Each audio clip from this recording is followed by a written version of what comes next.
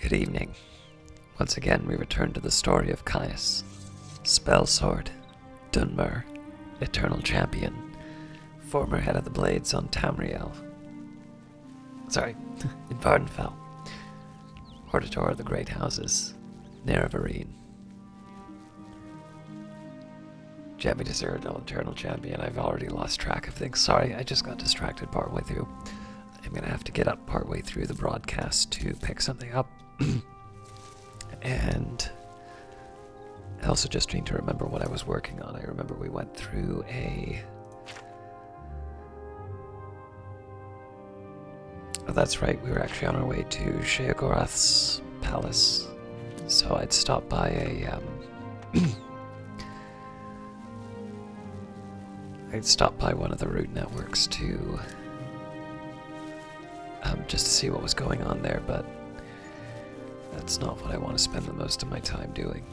Let's try and find the road again.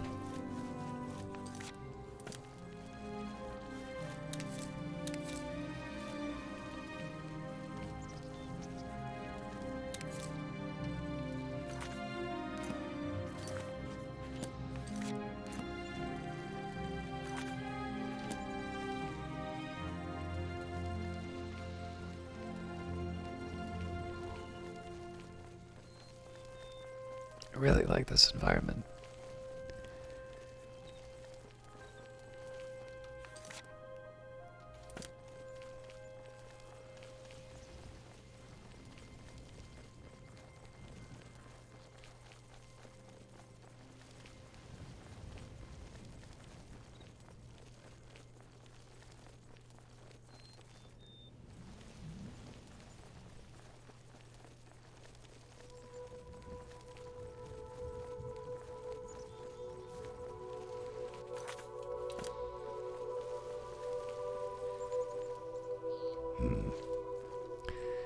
Question is it worth it to go off the beaten track here if I don't know what the reward is?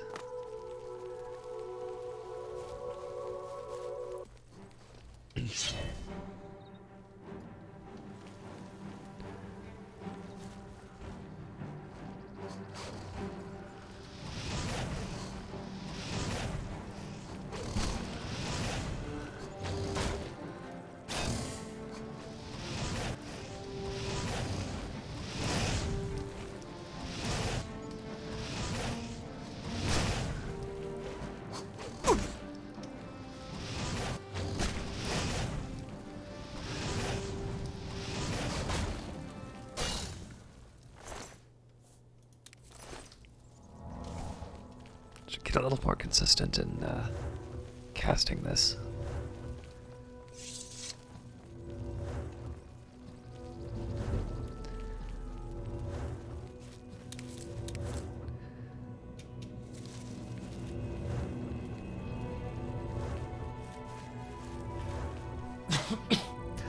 Just a quick word, as you can tell, I haven't fully recovered yet, and as you can see, I'm not entirely distracted, but I'm a little, I've got a few things driving my attention, so I'm going to try and keep as focused as I can on the broadcast, but I think for the first little bit, I'm going to just need a minute to settle down and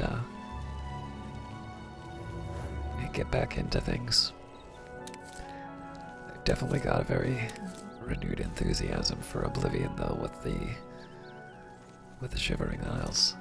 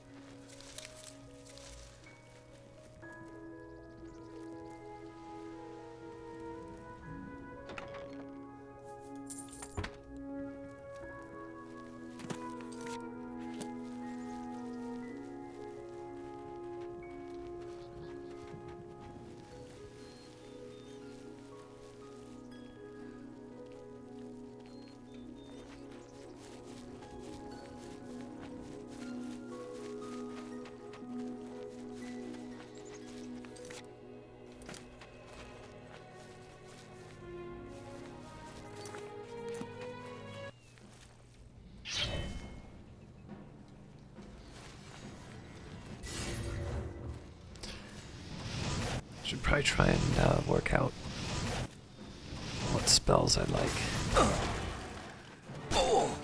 Ow.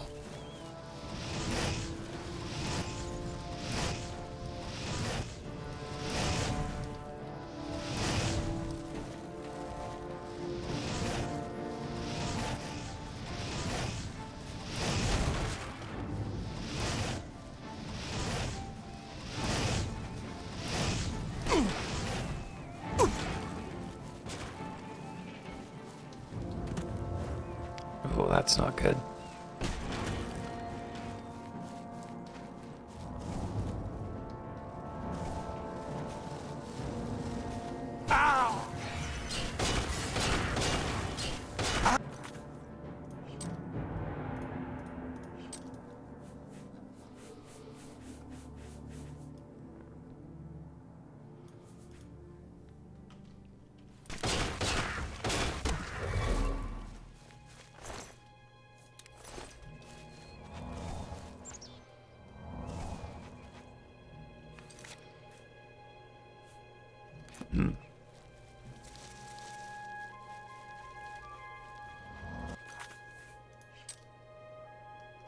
I clearly took a wrong turn.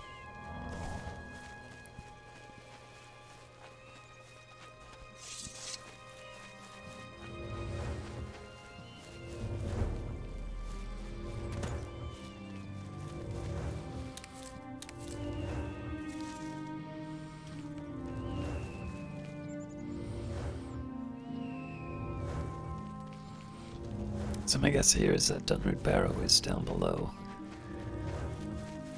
Yeah, well, sure as what I know.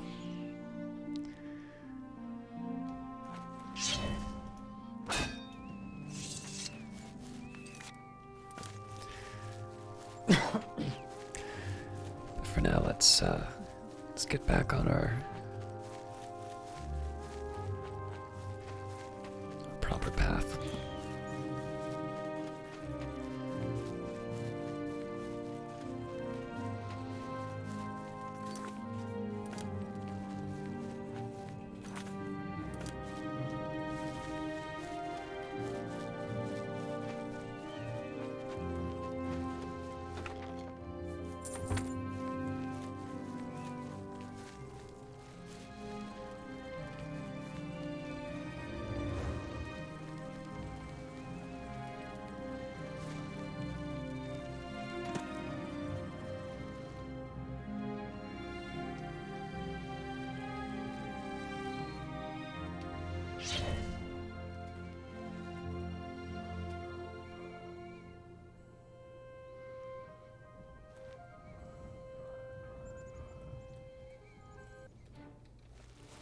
So much for subtlety.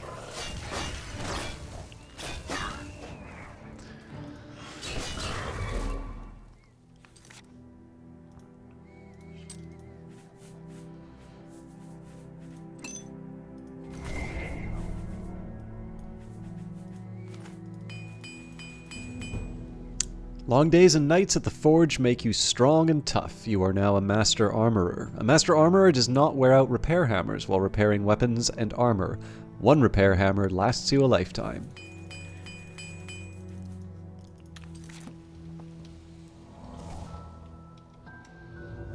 I have a message I need to send to someone anyway, so while we're waiting for the burden to wear off.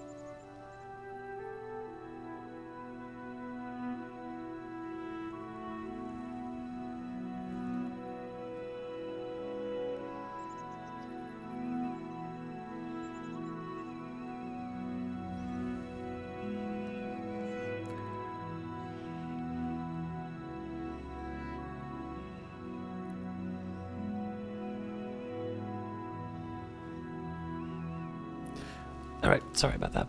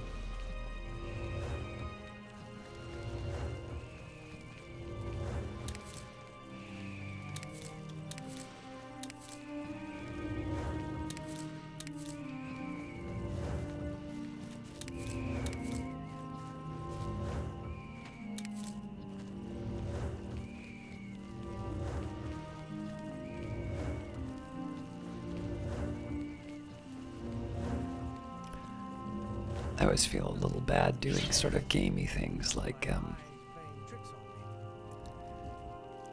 constantly spamming the ability.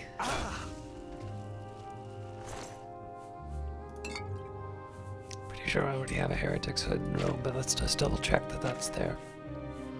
Yep.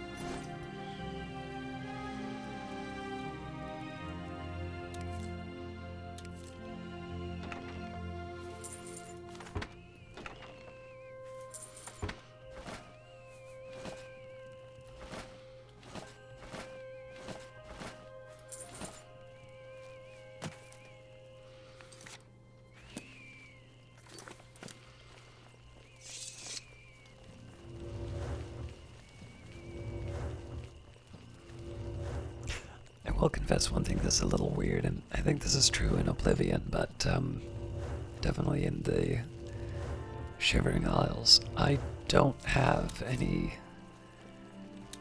read on the heretics or what they're about. But the game has obviously assigned them as an enemy to me, so it definitely feels very weird to fight them, particularly like just coming into the campsite. Wow!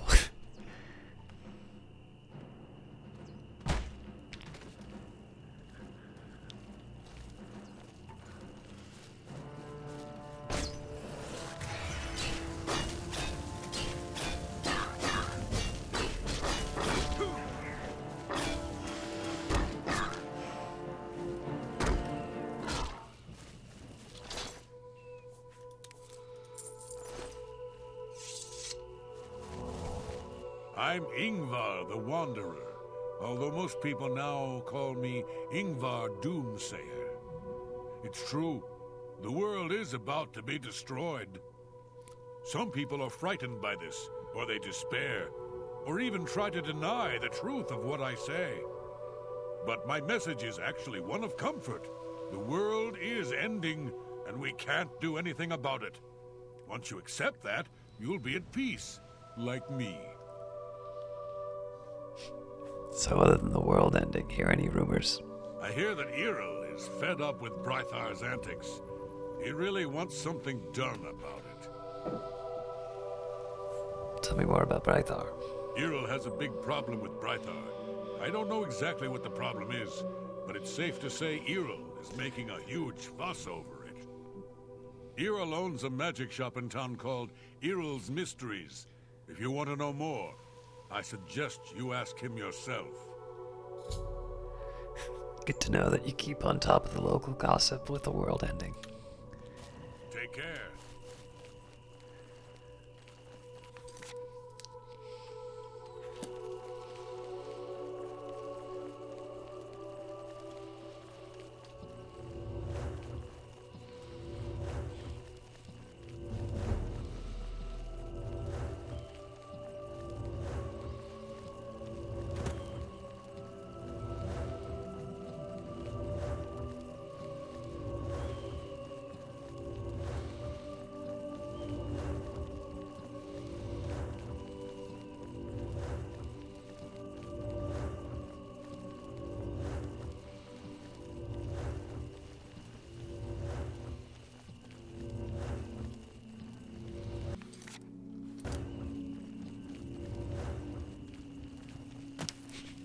Feel a little bad to ruin the view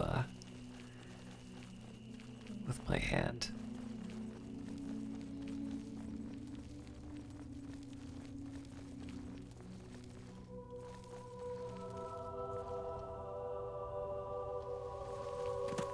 Oh wow, that's really neat to see the mist roll in like that.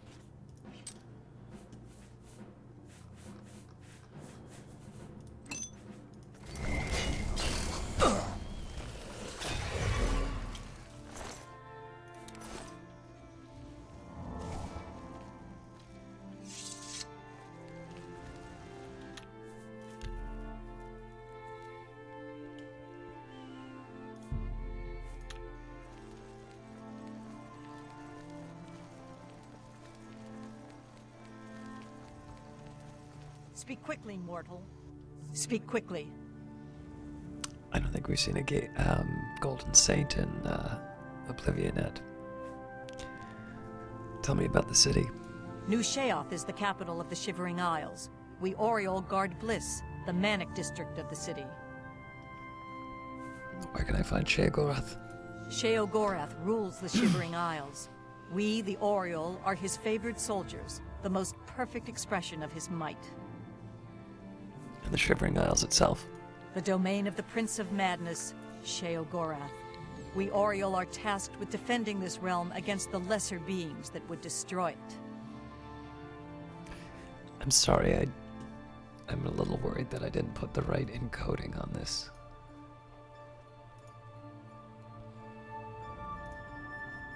Alright, good. Go.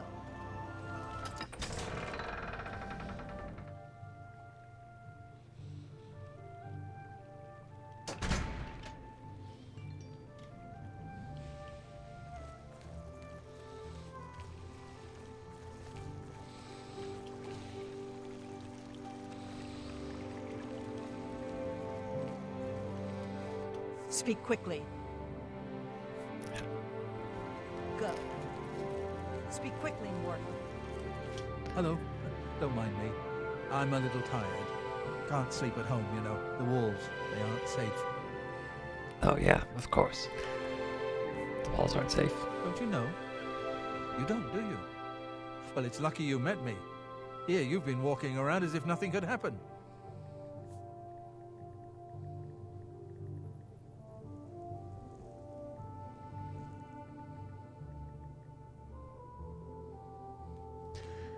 Why don't you just sleep outside? Well, there's an idea. Why didn't I think of that? But where would I sleep? I need someplace to sleep. I've seen some people sleeping out on the street, but they huddle too close to the walls. I need someplace safe. I can't just sleep anywhere. There are walls and statues and all sorts of things that can fall on me. Can't have that. Nope. But if you find me a good place to sleep, a safe place outside, I'll reward you. Alright, I gotta run for a second. I'll be back as soon as I can.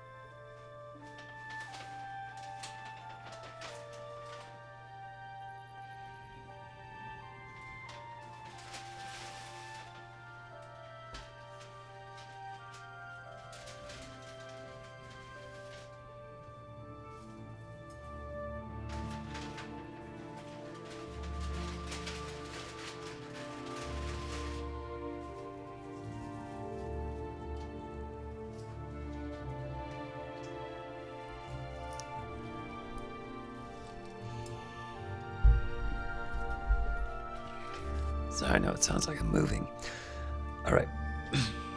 Should be good to go. Tell me more about sleeping outside. Oh, don't tease me. It's serious. I could die. We all could die. Please, help find a safe spot outside to sleep where the wolves won't come crashing down. You hear the rumors? Flesh Atronachs are dangerous. Some are smart enough to heal themselves when they're hurt. Take care.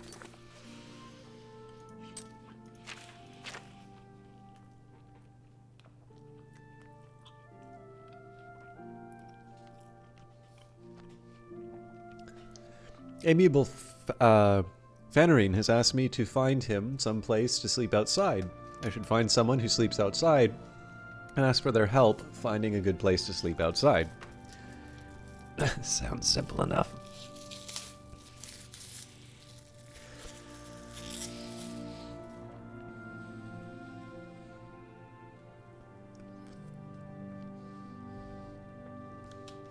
Yeah.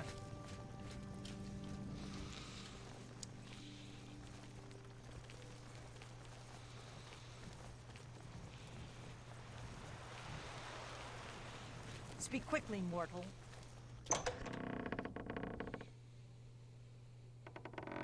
Speak quickly, mortal.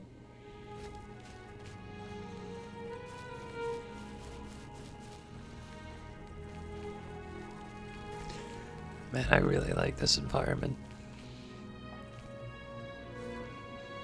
Mad God's blessings.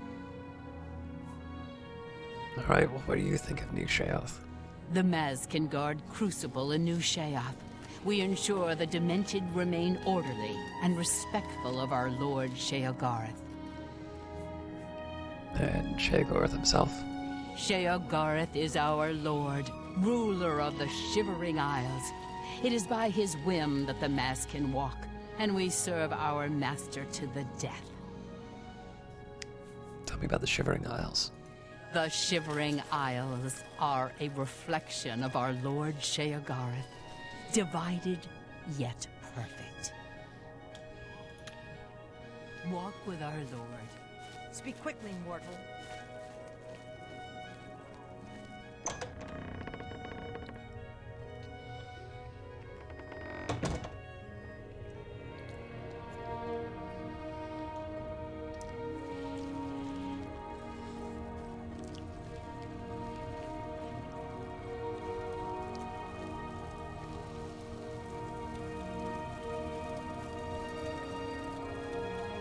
Always a pleasure. Yes, is there something you require? Apparently not. A glorious existence. True. A new arrival! Shame about my gatekeeper. I'm so happy I could just tear out your intestines and strangle you with them. I suppose an introduction is in order. I'm Sheogorath, Prince of Madness! Yeah, don't say. And other things. I'm not talking about them. You've probably figured that out by now. Let's hope so, or we're in real trouble. And out come the intestines, and I skip rope with them. But perhaps now's not the time. You've made it this far, farther than anyone else. Well done. Take this trinket of mine. Perhaps it will serve you well, or look lovely on your corpse.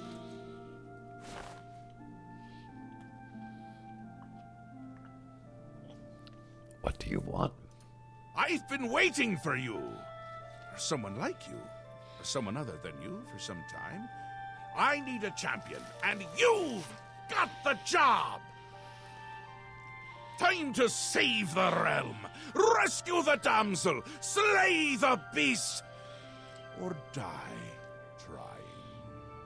Your help is required. A change is coming. Everything changes, even Daedric princes, especially Daedric princes. Changes? Elytra are the embodiment of change and permanency. I'm no different, except in the ways that I am. The Grey March is coming, and you're going to stop it. Or the Grey March. The details aren't important, at least not right now. Eternity is on a rather tight deadline. We'll get back to that later. What now? Now, you run an errand for me. An important one, of course. Anything I tell you to do is important. My realm, my rules.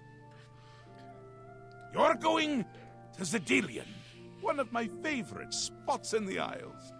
It's a little place I used to take care of unwanted visitors. Why am I going there? Some are more unwanted than others. Where's Xedilian? The gatekeeper takes care of most of the unwanted, but he's dead. We'll have to remedy that soon as well. Anyway, there are those that have other ways into my realm, and they're on the move. We don't want them here. Trust me. So, you're going to get Xedilian up and running. Here's a little book to tell you how. And the Attenuator of Judgment. You'll need that too. Of course, you can always get more details from Haskell. He's a detail-oriented type of person. A big help. And a snappy dresser. Now, get going, before I change my mind. Or my mind changes me. Tell me more about the Grey March. Really, no need to trouble yourself with the details of that now. It would just cloud your little mind. What is important is getting to Xedilian. Quickly! Before I get bored. Oh, you wouldn't like me when I'm bored. And the city? New Sheoth. My home away from places that aren't my home. The current location is much better than some of the prior ones, don't you think? Tell me about yourself. Yes? Speaking to me? Well, I'm he. He's me. And others as well. Or they were, weren't they? Tell me about the Shivering Isles. The Isles. The Isles! A wonderful place. Except when it's horrible. Then it's horribly wonderful.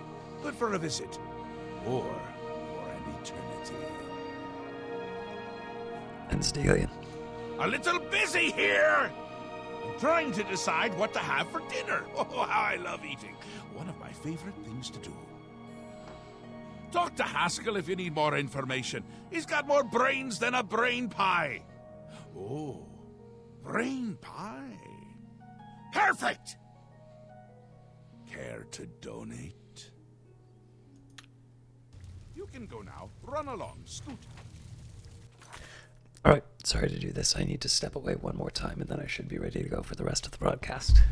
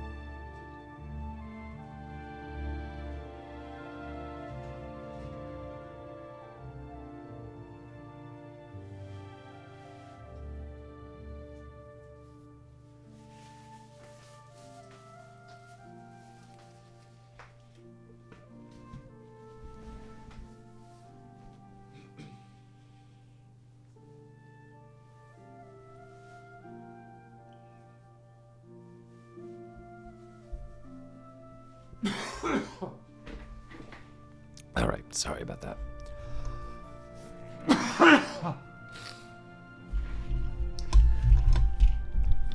Got a cold. A cold weather warning out, even though I'm indoors. I do need to warm up.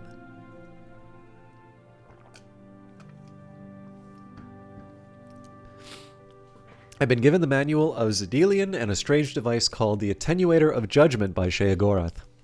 I've been directed to proceed to Zedilian and return the place to working order. I should either read the manual or speak to Sheogorath's chamberlain Haskell to familiarize myself with the strange dungeon.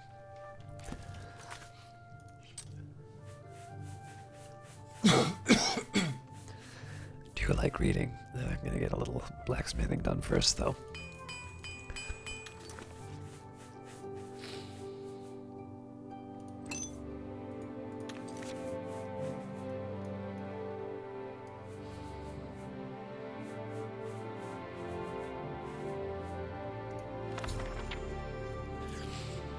I've learned that in order to restore Zedilian, I must activate the Resonator of Judgment. To do so, I need to find 3 focus crystals and place them each in a Judgment Nexus, which will prepare the Resonator for attunement.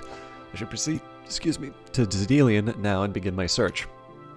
On the subject of Zedilian's construction, Lord Shayagorath, let me begin by extending the warmest regards to you and your noble being.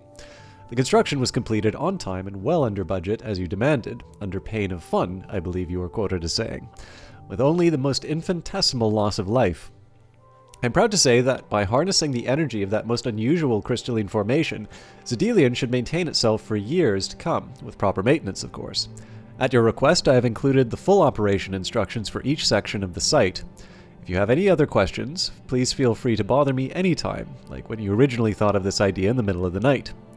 The heart of Zedilian is its power source, the Resonator of Judgment. By tuning this huge chunk of crystal with the Attenuator of Judgment, a tuning fork of sorts, we've released a wave of siren-like sound that will draw anyone from outside the Isles. 3 focus crystals have been placed throughout this site to assist in keeping this wave sound even and stable. The site will not function without all 3 focus crystals running in unison, so it's important to keep them clean and safe with in their cradles, which I've called their Judgment Nexus.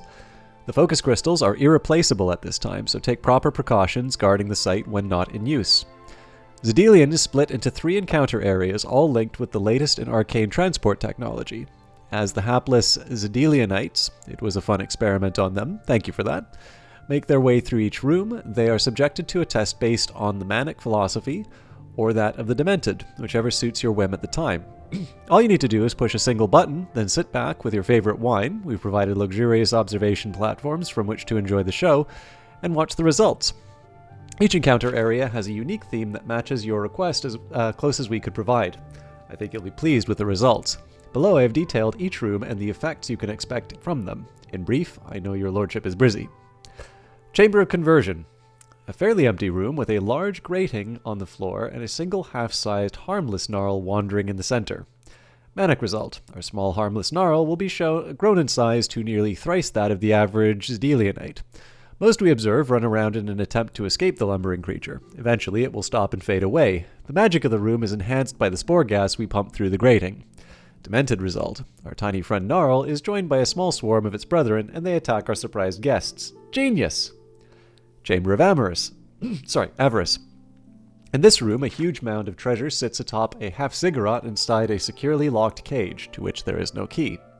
Manic result, we drop several hundred keys to the ground that are all exact duplicates. It's amusing to watch Zedilianite scramble through the keys for the correct one. Some spend days. Amazing. Demented result. When the Zedilianite reaches the top of the ziggurat, we blast them with a highly concussive flame spell. The blast always sends them flying, good fun for all, discounting those that do not survive. Chamber of Anathema. As you requested, we saved this one for last. The Zedilianite that has the metal to make it this far now faces the toughest challenge of all. This room features freshly killed corpses, blood, and plenty of hanging bodies, for your darker moods, my lord. Manic result. We kill the Zedilianite and cause a specter of his former self to rise from the body. Not many Zedilianite minds can handle this one. Most go insane this far into the site. I must confess, this room is a favorite of mine. Demented result. Nothing better than a good old-fashioned battle. We raise at least double the number of zombies as there are Zedelianites, and let them all have at it. Simple, elegant, and deadly. I hope you are pleased with the results of this Delian. I know that you'll have just as much fun using it as we had fun constructing it. Strangely, we have yet to receive payment for the site, but I am sure that this is just a minor oversight, and it will be corrected as soon as your lordship has a moment. The Mad God has given you a task. Surely someone of your copious talent should be able to handle it. Tell me about Shayagorath.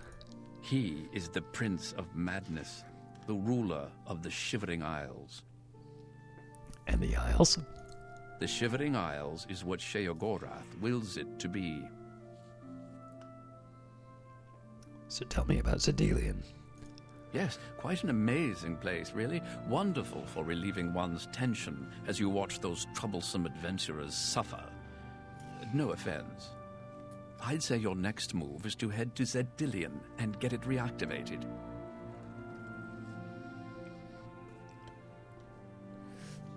How do I reactivate it?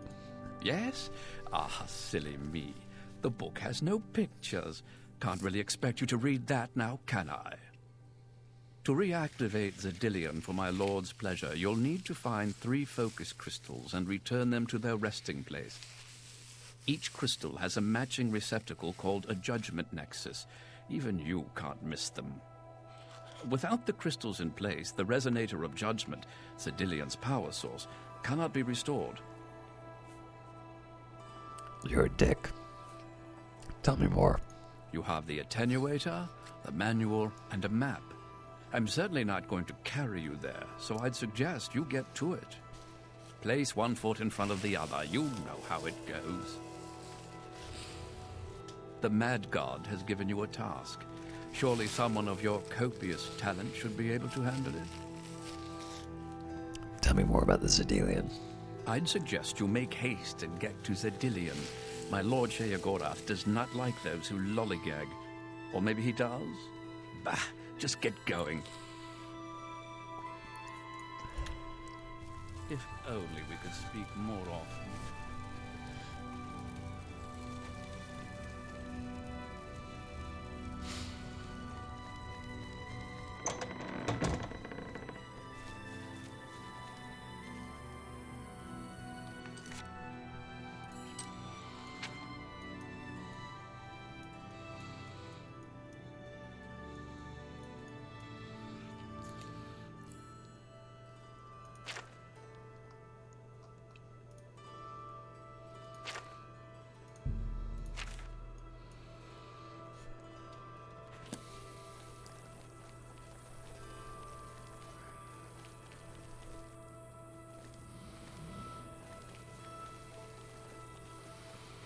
Speak quickly, mortal.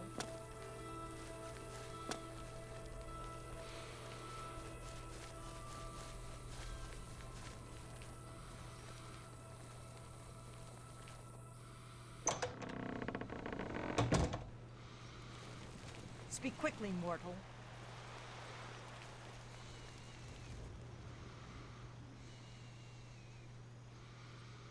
I don't belong here. I'm not crazy, not like the rest of them. They watch me, you know, waiting for me to go crazy. But I won't. Nope. What can you tell me about sleeping outside? It's just one more way they try to get me to get all special in the head, right? Make me sleep outside and everything. I don't belong here, really. What I would do for a warm bed. Soon I'll be leaving here, as soon as I can figure out how to leave without them noticing. I got someone you can switch beds with if you want. Why would he want to sleep in a bedroll and give me his bed? Sounds queer. I bet it's just another trick to get my head all twisted round. Trade places? A bed under a roof for a bedroll under the stars? Mm-hmm. Sure. I don't trust you. Go ahead.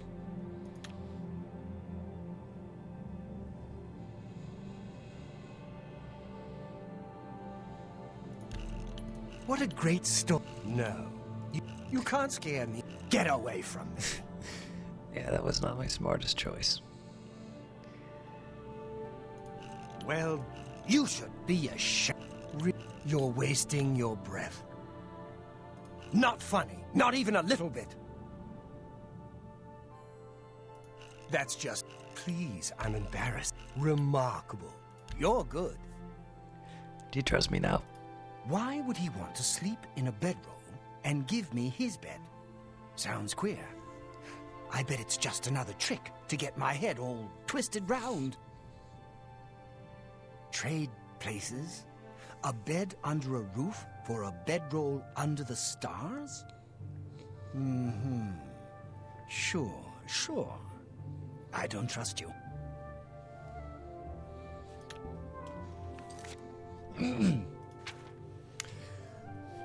Ungor doesn't trust me to agree to switch sleeping accommodations with amiable Fenroi. I need to make him more disposed to this idea. Maybe one of the others knows something that will work. Bye.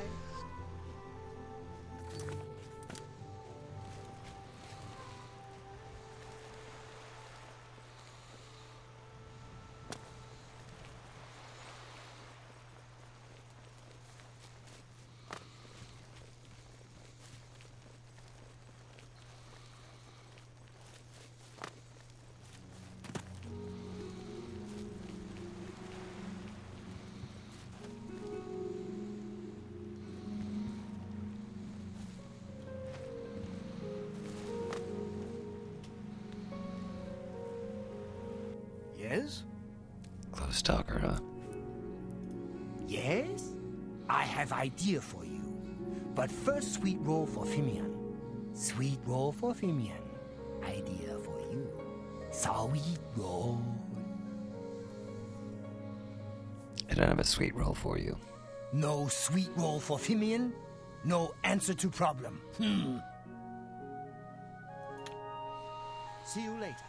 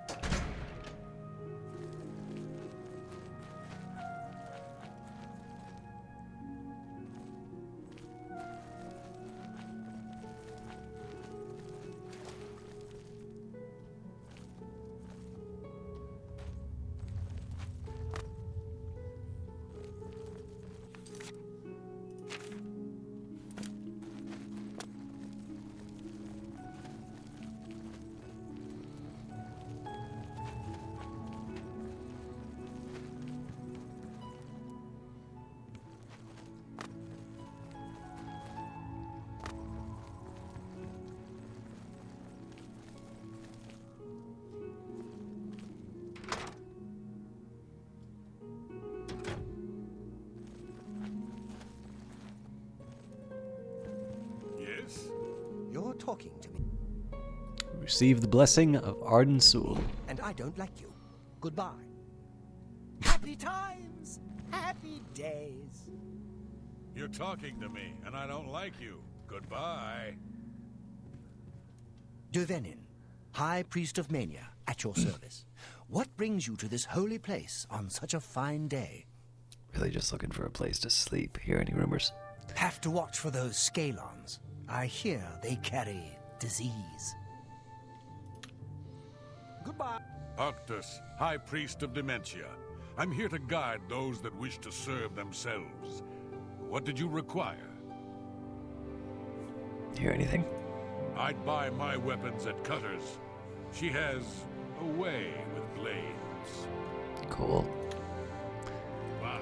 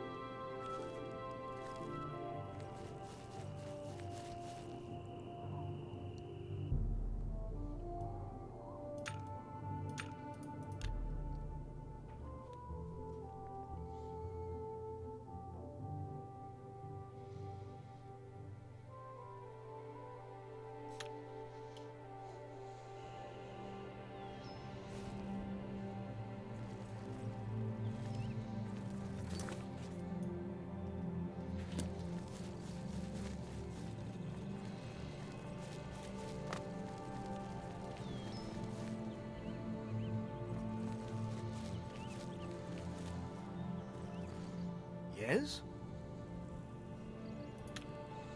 Goodbye.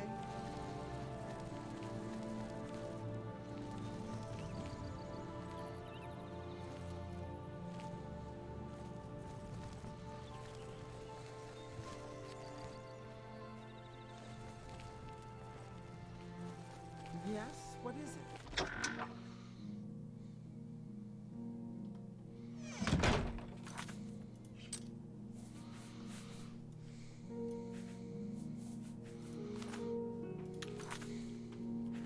Is that fresh bread I smell? Something you need? So many things to need. I might be willing to part with a few things, if...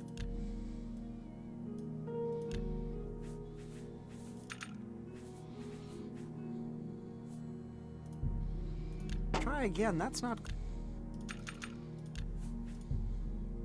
I'm not giving... That's a good deal. I'm not giving up. Try again, that's... Seems a fair bargain to me.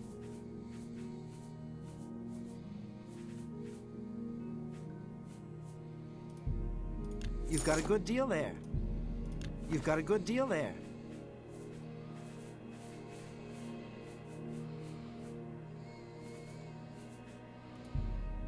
You've got a good deal.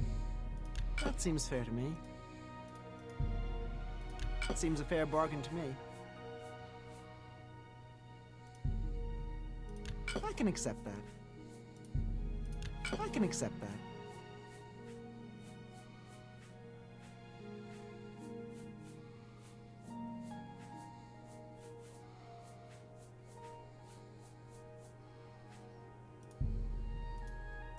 I can accept that.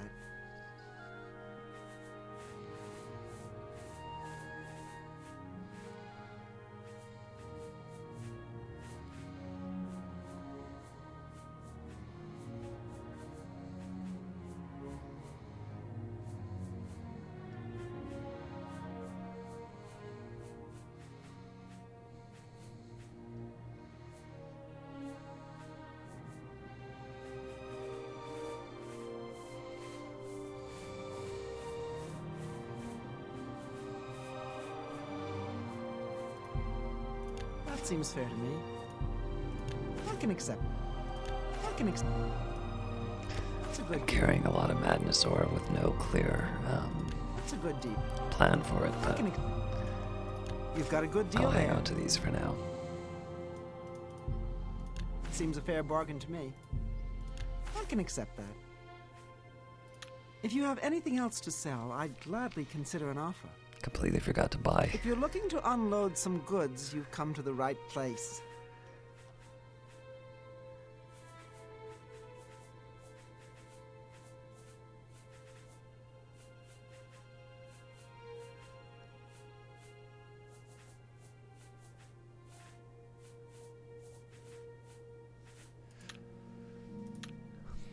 Goodbye. If you find any interesting things, let me know. Sure thing. Hey! Rendil Drarara, chef extraordinaire at your service. I would love to buy a sweet roll You from haven't you. truly eaten a decent meal until you've had my strawberry harava, green moat, lime surprise, and spiderling under glass. Take care. Greetings. Could have slept in an inn.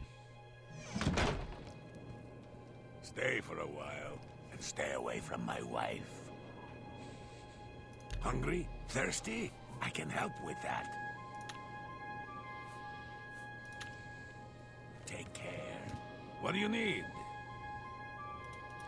I need a sweet roll. Good to see you. We should have a drink sometime. I think that's a great idea. See you.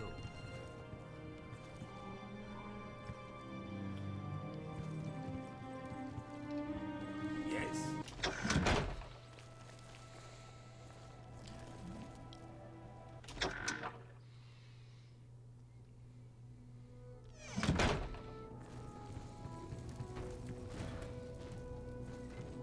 Sorry about that.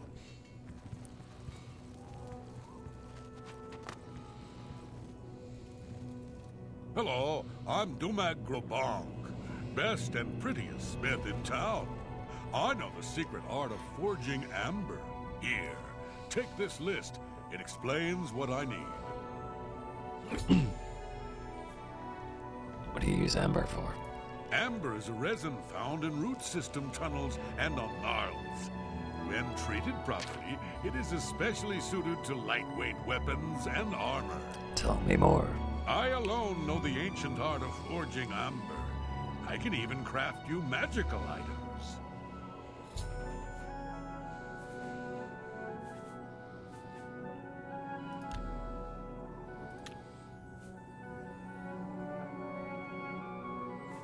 Armor and weapons. They may not pretty, but they get the job done.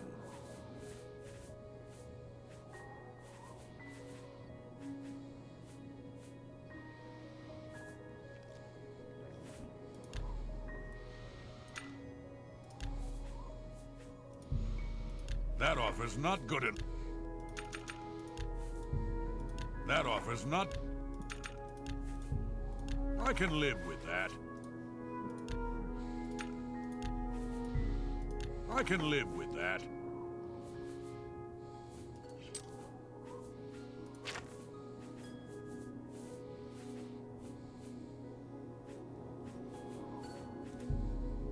Seems a fair bargain to me.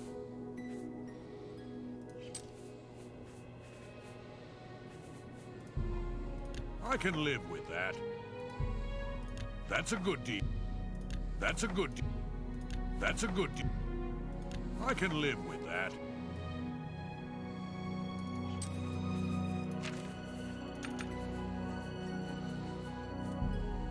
That's a good deal. I can seems a fair bargain to me.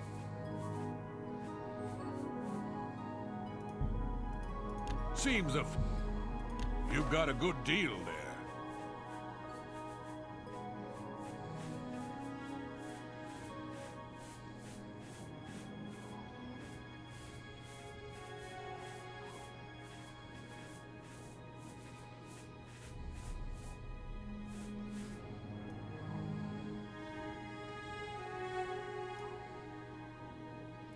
If you need anything else, you know where to find me.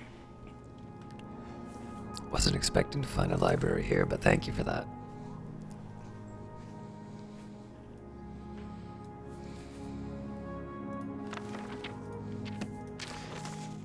Amber materials list. Amber armor. I, Dumag Grobonk, Master Smith of New Sheoth, am honor and duty bound by oath to my beloved mentor to forge weapons and armor for any hero who brings me amber. I will create magical versions of these weapons and armor if the hero can, along with the amber, return to me the appropriate matrix, which my mentor has scattered throughout the land to soak in the magical essence of the Shivering Isles. The amount of amber required to make items is listed below. 1 piece arrows per 25, 2 pieces bow, 4 pieces hammer, 2 pieces mace, 3 pieces sword, 2 pieces boots, 5 piece cuirass, 2 piece gauntlets, 3 piece greaves, 2 piece helmet, 2 piece shield. So, a full armor set would be 2, 7, 9, 12, 14, 16. I'm pretty sure we've got that. 14. Close enough.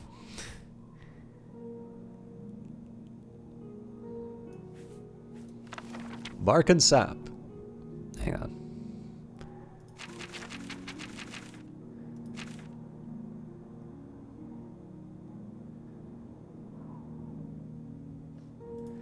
I think we read bark and sap, but... Vitharn, the Fall. Chapter 1, in which Keep Vitharn is established and passes from the first generation of rule to the second. Count Vitharn, who built and appointed his keep from the mud of Dementia, gathered to himself any who would pledge themselves as liege. Nearby tribes of fanatics were united as vassals to protect his lands and line, and thus the Count lived out his days in the Isles. He and his countess, Maywin, bore Kasarn and Nwelea, the first son and daughter of Vitharn. Kasrin's mother and father believed that, with the proper political influence, Kasrin would certainly usurp Shayagorath and carry the Shivering Isles into a prosperous age. For his part, Count Vitharn refused even to acknowledge Shayagorath, thinking himself and his heirs irrefutable rulers of the Isles. This, of course, amused the mad god to no end, and so he allowed the marriage of Kasarn to Sheoth Glade, daughter of an Argonian midwife who believed that the mortal sphere would afford her daughter nothing but hatred and oppression. Sheoth Glade was as excellent a countess to Kasarn as any in the Isles could ask for, wanting nothing but to bring pride and honor for her adopted house and court. For years her mind was untouched, even living as she did in the heart of dementia. Alas, none may reside too long in the Isles without the blessing of Lord Shayagorath, and so Sheoth Glade was finally pushed to the brink by the infidelity of her husband, the Count. Kasarn was obsessively nepotistic and distrustful of anyone with whom he had shared no blood relation, including his bride. Though Sheoth Glade bore a son by the Count, who disappeared from the Isles in his 20th year, it is known that the two shared their bed with decreasing frequency as Kasarn's paranoia grew, and he found himself in the arms of his birth sister, Nuala, who bore of their incestuous affairs the heir apparent, Cesrian. There are those who remember personally the reign of Cesrian and his contribution to the fall of Vitharn. Sorry, I'm just gonna get my blanket wrapped again. It's cold.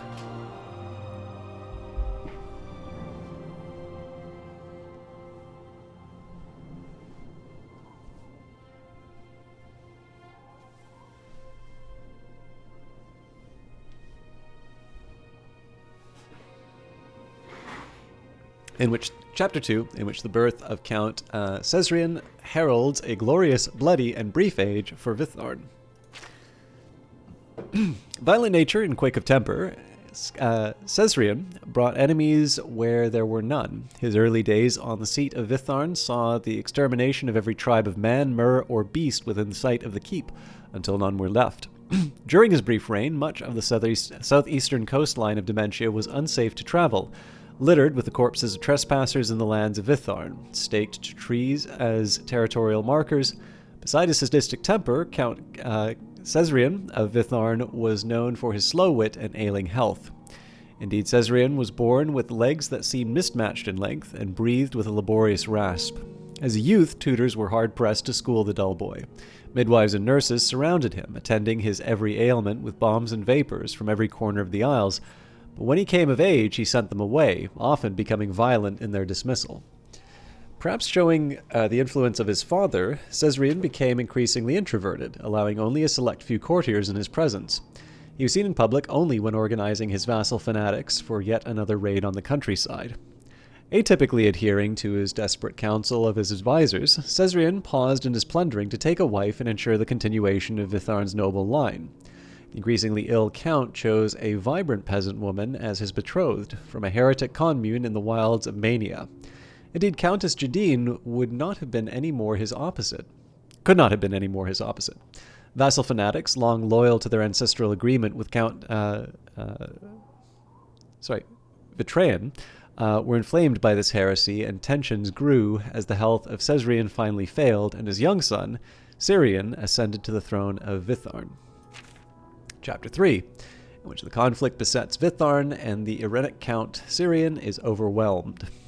Young Count Cirian had scarcely been seen in public before his hasty coronation in the Bailey of Vitharn Keep. Some say he still bore bruises from beatings at the feeble hand of his father during his final hours during the ceremony. Had Cirian been old enough to govern, his gentle, reserved demeanor may have been enough to ease the seething tension among the vassal tribe, but his mother, Countess Jadine, was forced to assume many of the duties her husband had so long ignored. By all accounts, Jadine was a fit countess, loved by her people, but the leaders of the vassal fanatics could not contain indefinitely their personal sentiments of outrage at her manic heritage. Despite her exceedingly tactful attempts at diplomacy, the animosity against her was deep-seated and grew over the years. It is perhaps admirable that the vassals remained true to the oath so long. When Cirian finally came of age to rule, the sheepish boy count tried in earnest to ascend gracefully, but his fear of the world was so great that even the shadow of a passing bird would startle him visibly. He was all but unable to address the people publicly, and when he attempted to placate the vassals, still outraged by his mother's heritage, he could scarcely contain his fright, and some say that he even soiled himself before fleeing the throne chamber. Certain as the match of fate, the tolerance of the vassal fanatics snapped, and the warriors encircled Vitharn. The Count's personal guards were ill-suited to repel the attack, and the siege lasted a single day. Since the day of that battle, no living soul has wandered away from Vitharn. Local myth tells of a tireless struggle between the spirits of the fanatic vassals and Vitharn's meager defenders, damned by the treachery of the fanatics and the cowardice of Syrian to replay the final moments in perpetuity. A Traveler's Guide to New Sheoth and the Shivering Isles. Brenneth Erlin. New Sheoth is generally recognized as the jewel of the Shivering Isles, the culinary and cultural epicenter of the entire realm. Founded at the whim of our Lord Shayagorath, the city is a model for the Mad God's own perfect vision. First-time visitors to New Sheoth are often impressed by the warmth, generosity, and general good humor of its residents. Visitors are welcomed with open arms and generally made to feel as if they are part of a large New Sheoth family. The sheer scope of the sights and sounds of the city can be daunting to the new visitor, and this guide aims to make the transition as easy as possible for newcomers. Visitors will find the city is divided into three main sections: Bliss, Crucible, and the Palace. Bliss and Crucible house the majority of residential and commercial buildings in the city, while the Palace area houses the magnificent Palace of Shayagorath, as well as the residence of the reigning Dukes of Mania and Dementia. Though located in the same city, visitors find that the Bliss and Crucible areas of New Sheoth offer distinct experiences. The shining parapets and golden roads of Bliss stand in stark contrast to the rustic buildings and unpaved streets of Crucible. Travelers interested in a bustling nightlife and fine cuisine might prefer time spent in Bliss, renowned for its extravagant galas and spirited affairs. Visitors who seek a quieter experience would do well to spend their time exploring Crucible, where dark seducer patrols encounter a more serene way of life. No matter your tastes, New Sheoth promises an experience like no other. This guide will give advice on how to best navigate the oft-confusing, though ultimately rewarding channels of this magnificent city. Arriving in New Sheoth. Travelers to New Sheoth will arrive at its gates from either the highlands of Mania or the swampy lowlands of Dementia. Many make the mistake of hurrying directly to the gates of the city without exploring the beautiful and majestic countryside outside the city walls. This is certainly a mistake, as the forests and glades of the Shivering Isles are unlike those found anywhere else in all the realms. Some discussion of these areas is warranted, as exploring them is vital to experiencing all that the region has to offer. Mania, vibrant land of towering flora. Walking amongst the giant mushroom trees of Mania is an experience any new visitor to the Shivering Isles is not soon to forget. Hours spent wandering in the forests of spore trees, breathing deeply in the spore-laden air, these are the times destined to remain a part of you forever. Feelings of peace and contentment wash over the body and calm the soul. It can seem as if you haven't a care in the world. Take the time to examine the beautiful plant life found in the region. Treat yourself to Alocasia fruit, which is known to have restorative properties, or pluck an aster bloom core, which some locals believe has the ability to ward off the attacks of evil spirits. If you plan on spending some time in the Mania countryside, consider visiting the small community of Hale. The residents are mostly local artists and are very welcoming to weary travelers. Be sure to explore the lovely areas surrounding Hale and enjoy your the peaceful atmosphere. A cautious traveler is a safe traveler, though even in the idyllic lands of Mania, while the paths that wind through the scenic countryside are generally safe, the surrounding regions pose some danger for the careless traveler. Mania is home to a number of indigenous animal species, some of which could be threatening to a less seasoned adventurer. We recommend sticking to the clearly marked paths when traveling anywhere within the Shivering Isles. The slow grace of Dementia. It is often said that time spent in Dementia is time not spent elsewhere. Truer words were never spoken. Many have spent days roaming the small isles of Dementia, enjoying the scenic views over the majestic lowlands. Travel over the quaint bridges that span the small islands of southern Dementia, and enjoy a beautiful sunset among the moss-covered trees. If you're looking for a place to relax while exploring the lands of Dementia, we suggest a visit to Deep Wallow. The small community is a working farm, where the residents use a unique method of raising crops of some of the most extraordinary local plant life. The residents of Deep Wallow are private people, so care should be taken in approaching them. Once you've learned their customs, we found them to be a most interesting group with whom to spend some time.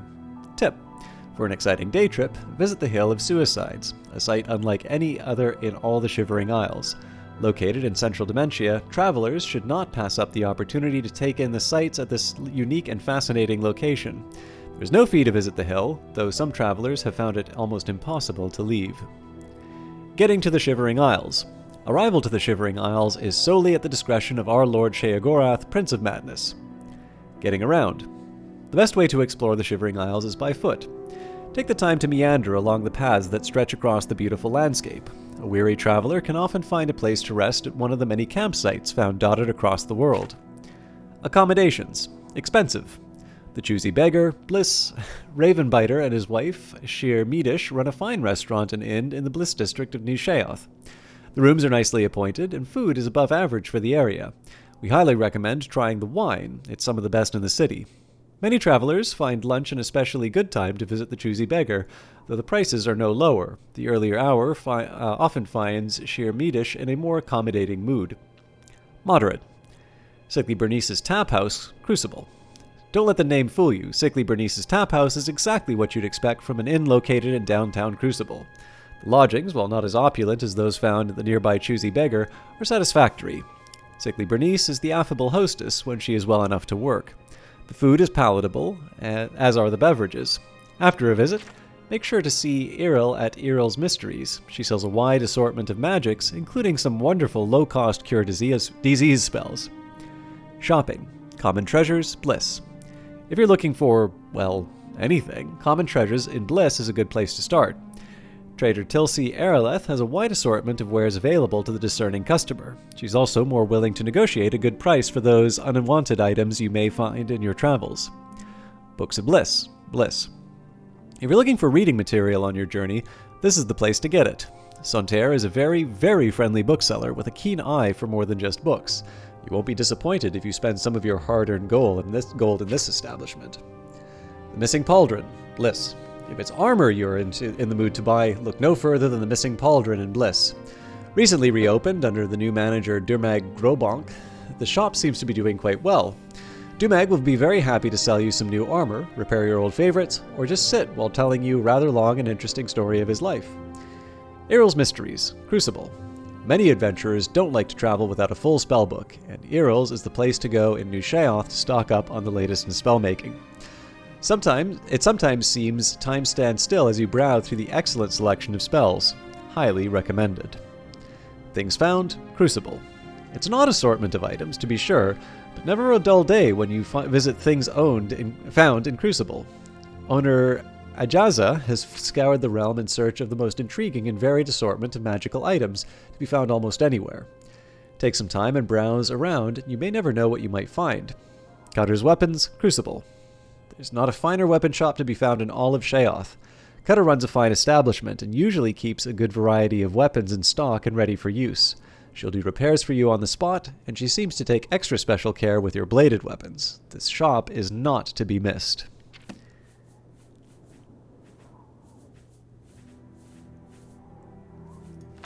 The Living Woods. The Gnarl is a creature of the forest like no other. Away from the walls of New Sheoth, they are called the Walking Trees. Gnarl are known for their affinity with the elements. If a Gnarl is struck by elemental forces of fire, frost, or shock, it uses that energy to grow stronger and larger. Fortunately, this effect only lasts for a short time. It is the will of Shayagorath that Gnarl confuse and bewilder the unwary mage. To that end, it gains resistance to the element it is struck with, but becomes weaker to the other two. The wily mage will quickly switch between elemental spells to take advantage of this. Lesser wizards will suffer if they continue to use the same spell over and over. In recent years, there have been rumors of smiths that are able to use the amber sap extracted from Gnarl to make sturdy armor and weapons. As of yet, this gossip has not been confirmed. More is not known about the Gnarl than is known. No one has been able to determine the gender of Gnarl, or if they even have them. Young or immature Gnarl have never been seen. One academic suggested that Gnarl are born full-formed from the tree that is struck by lightning. This absurd suggestion has not been confirmed. Similarly, we have no knowledge of their diet or social habits. Presumably, they feed directly from the sun and earth like trees do. There are no reported cases of them communicating, even among each other. However, they do seem to have a truce of sorts with the other woodland creatures, such as the Ballywog and the Elytra. The Predecessors. Predecessors being an examination of the curious ruins of the Shivering Isles and their terrible significance for our future. I think we've read this.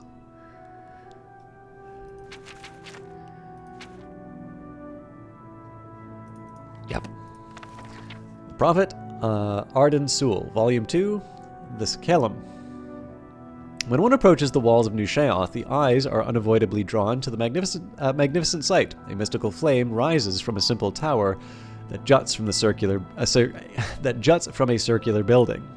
To some, the flame is a beacon of strength and guidance. To others, a mockery of their beliefs. It is the epicenter of a most interesting conflict, two sides of the same coin vying for the favor of their god. It is an unremarkable building with a most remarkable past. It is the Skalin Arden Sul.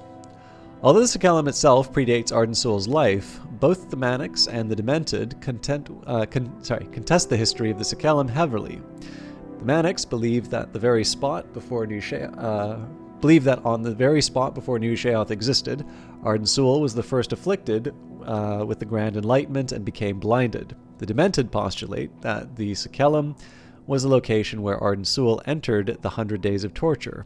However, it was not these purported events that Arden Sul's life that aligned the Skalin with the prophet's name. It was his death. Here again, the Manics and the Demented are divided. The Manic story of Arden Sul's death begins with a night of superlative revelry in the Skalin. The event was replete with a seemingly inexhaustible supply of green mote and spirits. Arden Sul and his 123 followers engage in a veritable orgy of merrymaking and overindulgence, a night fraught with a profusion of singing, dancing, and fornicating. As the celebration reached a crescendo, and the event reached its whirlwind apex, one by one Arden Sul's followers began to drop into the ground, their lifeblood draining from their bodies until the ground was soaked in a crimson red. The excesses of the hedonism that had taken its toll had caused their very hearts to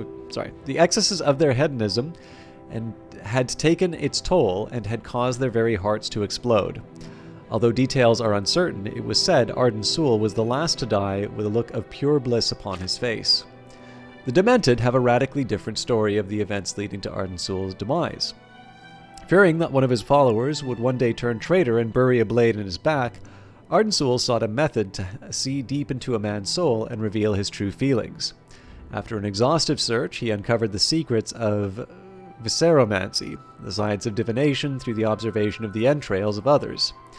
Armed with his knowledge, he summoned his flock into the Skalin. After imbibing the wine Arden Sul gave them, his followers suddenly felt themselves paralyzed, aware of their surroundings but unable to move. Then, one by one, Arden Sul cut out the still-beating hearts of his followers and read their lifeblood. After removing all 213 hearts, he still hadn't located the traitor. Furious, he reached into his chest and tore out his own heart. Before the light faded from his eyes, Arden Sul was reported to have realized the ironic truth. He was the traitor, destined to kill himself. Whether or not one chooses to take either of these stories seriously is of little import. The truth remains that the Skalin is a significant location of a highly regarded prophet's death. To this day, the building is still shared among the Manics and the Demented, and depending on Lord Shayagorath's whim, the favored side becomes its ruling body. Shivering Bestiary, Namlir Shivering Bestiary, Namlir Esprig. For my good friend and colleague, Venristwai, who protected the creatures of all the realms. Although my early education involved extensive research into all forms of fauna, nothing prepared me for the surprises I've uncovered while exploring the Shivering Isles on the Great Expedition. Even though I've lived here all my life, I am just now discovering how wonderful and unique the creatures of the Isles can be. The expedition was an extensive 6-year exploration of every nook and cranny of the Isles in an attempt to categorize the indigenous fauna and record this information back for posterity and science. Below, I've done my best to describe each creature in detail. Please note that this information was obtained at the cost of many lives, that this work should be regarded as the most complete and definitive reference of its kind. Ballywog. The ballywog is an extraordinarily ugly aquatic dwelling creature that frequents the lakes, rivers, and bogs of the Shivering Isles. Although the ballywog, or wog as some of the locals call it, walks on all fours, it should by no means be considered stupid or docile. A fully grown adult ballywog can deliver a nasty blow from its claws or a potentially deadly bite from its razor-sharp teeth. The lethality of this beast comes not from the actual damage it can deliver, but from the horrible diseases it seems to generate. Also of note is the ballywog's uncanny ability to regenerate when immersed in water. From our observations, it's best just to avoid these brutes, although it is said that some of them carry flawless pearls in their bodies, though it is not known why they would swallow them or what they may serve, or what use they may serve to the creatures. Elytra. The Elytra are large insect-like creatures, indigenous to much of the Isles. Although there is a marked color difference between the northern, Mania, variety and the southern, Dementia variety, they are remarkably similar in behavioral patterns and physical makeup. The Elytra pose a serious threat to the casual traveler, as they have two interesting mechanisms that benefit them in combat. The first is their uncanny ability to block weapon attacks. Through my observations, I have deduced that they utilize their antenna as an early warning system to detect incoming attacks, say from a sword blade or an arrow. The antenna sends a signal to their brains, and they instinctively lift their arms to block. Their second ability is the natural venom in their sting. This venom is very deceiving, as it is a very low yield, but its real deadly nature comes from its duration. Gone unchecked, the venom can slay the average man over a period of hours. Especially deadly is the Elytra matron's venom, which can last much longer than the poisons found on the lesser varieties of the creature. Flesh Anternak. One of the most unusual creatures in the Isles, the Flesh Anternak appears as a sewn-together conglomeration of skin and muscle adorned with mystical symbols and wearing an iron collar. Although it's uncertain whether Shayagorath or some other Daedric prince created this creature, it's obvious that the intent was to use them as guardians. Usually found inhabiting underground ruins, the Flesh Anternak will defend areas it's set to guard until it's destroyed. A unique visual feature of this creature is the energy spots located on its body. These colored areas seem to glow with an inner light and denote the power of the Anternak. In increasing order of magnitude, these seem to be yellow, purple, and red. The function for these spots is still a mystery, but from my observations, I suspect them to be a magic dampening gland of some kind. As expected, the flesh Anternaks are all completely impervious to disease and poison, and highly resistant to fire and frost. Shock magic seems to affect them adversely, which appears to be their largest weakness. The purple and red varieties also seem to possess innate magic abilities, including healing and fireballs. Gnarl. Perhaps the strangest creature of all is the Gnarl, or walking tree, as it is sometimes called. Like the Elytra, this animated plant can be found roaming almost anywhere on the Isles. One of Shayagorath's truly unique creations, the Gnarl has the most unusual trait of being able to use magic cast upon it and harness that power to bolster its own defense. Once struck with fire, frost, or lightning, the Gnarl grows physically larger and becomes resistant to just that element for a short time. Interestingly, this is where the Gnarl's vulnerability comes into play. At the same time the Gnarl is resisting that element it is struck with, it becomes vulnerable to all the other elements.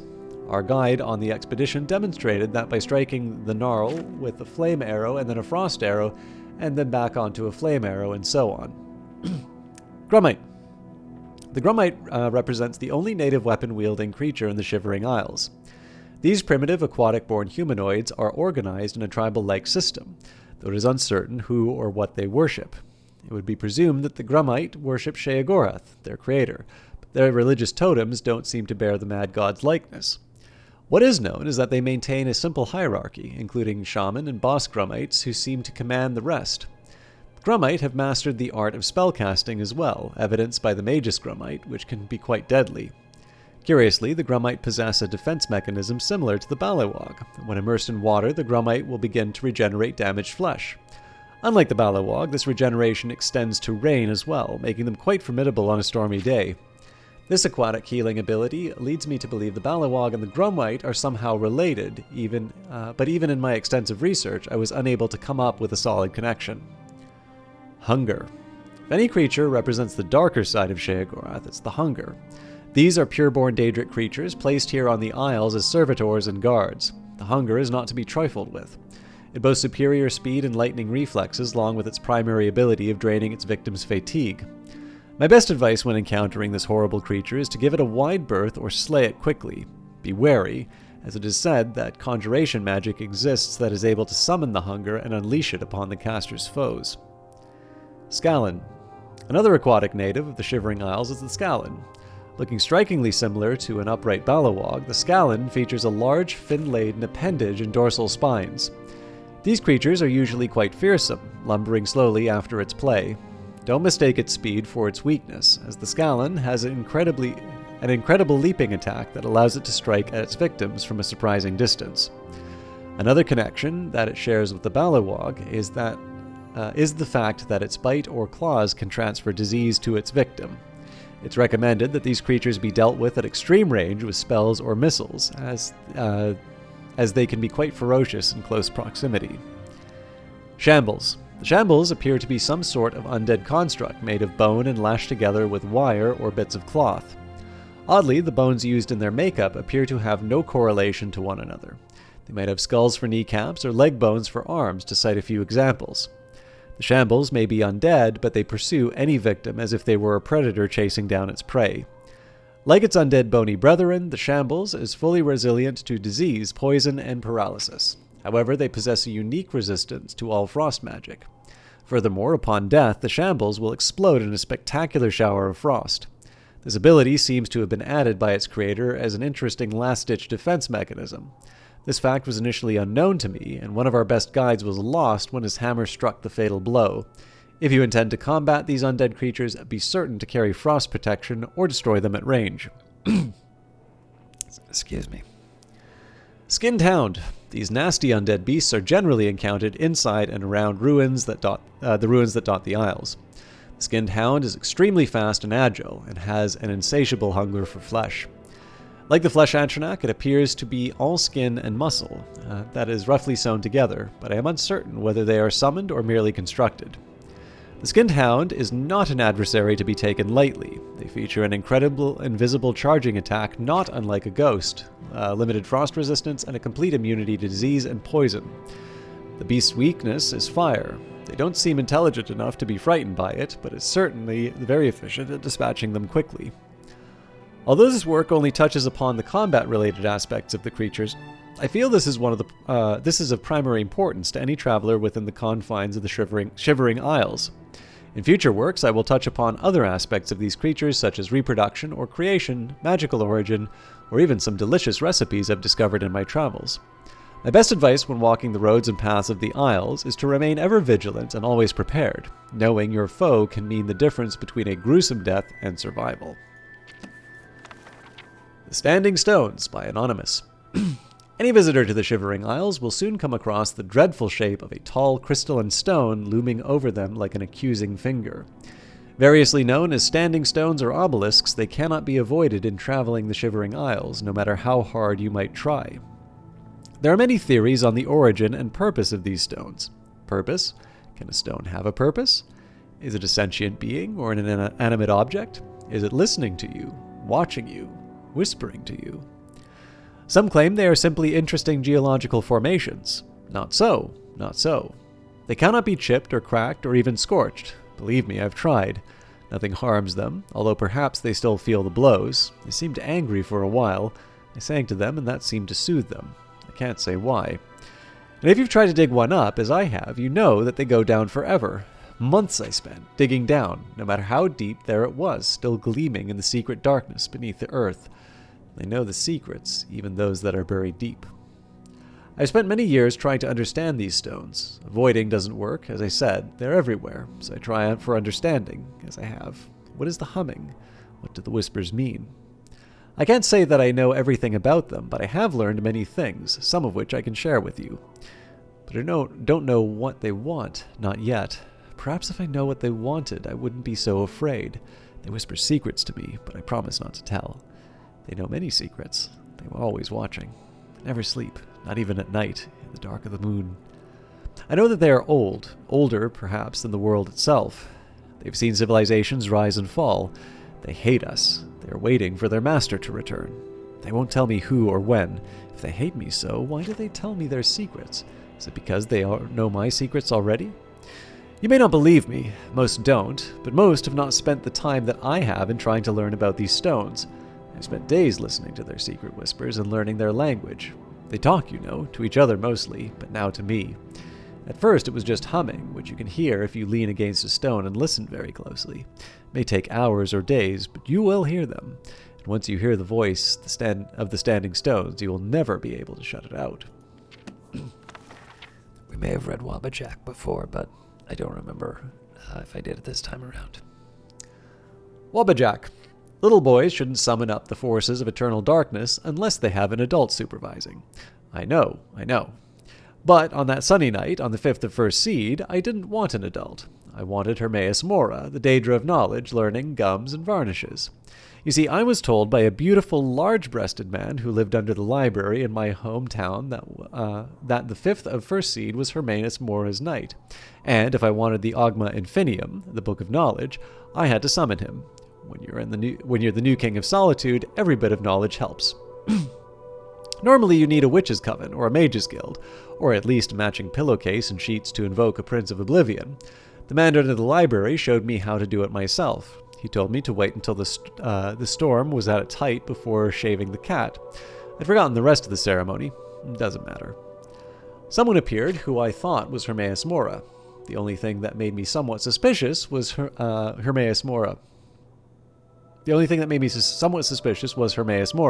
From what I read, was a big blobby, multi-eyed clawed monstrosity. This guy looked like a waistcoated banker, although he kept calling himself Shayagorath, not Hermaeus Mora. Still, I was so happy to have successfully summoned Hermaeus Mora, these inconsistencies did not bother me. He had me do some things that didn't make any sense to me, beyond the moral scope, breadth, and ken, I suppose. And then his servant happily gave me something he called Wabbajack. Wabbajack, Wabbajack, Wabbajack, Wabbajack, Wabbajack, Wabbajack, Wabbajack, Wabbajack, Wabbajack. Maybe the Wabbajack is the book of knowledge. Maybe I'm smarter because I know cats can be bats, and rats can be hats, and gnats can be that's can be thises. And that doors can be bores, can be snores, can be floors, can be roars, can be spores, can be yours, can be mine. I must be smart, for the interconnective system is very clear to me. Then why, or wherefore, do people keep calling me mad? Wabbajack, Wabbajack, Wabbajack. Goodbye.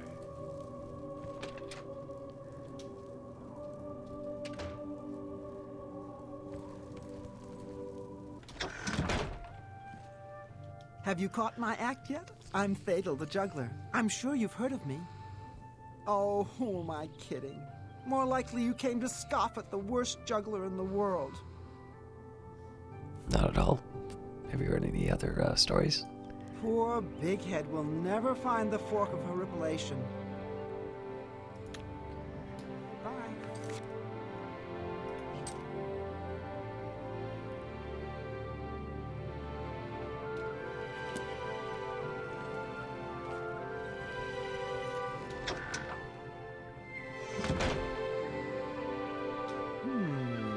How do you do? I'd say very well from the look of things. I'm Santerre. Spend one night with me, and I'll remind you why they say love hurts. Pardon? Ushnar in Crucible is afraid of cats. Cats! I'm sure I have something that will interest you.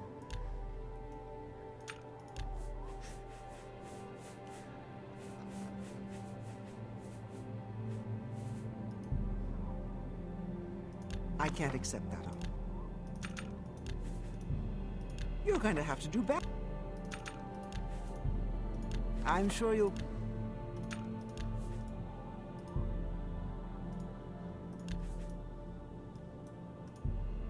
For you? For you? Oh. Enjoy it. Enjoy it. I'm... For you? All right. For you? All right, I'll take it. I'm sure you'll put that to good use. Enjoy it. I'm sure you'll put that to good use. Enjoy it. If there's anything else you're interested in, anything at all, just let me know. Bye.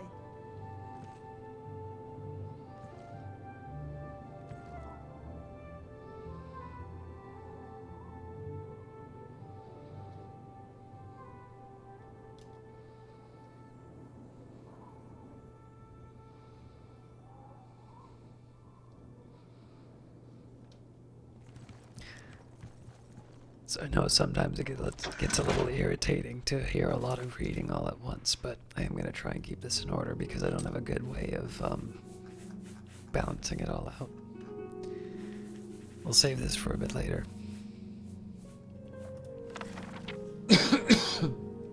Excuse me. An Elytra's Life by Carmel.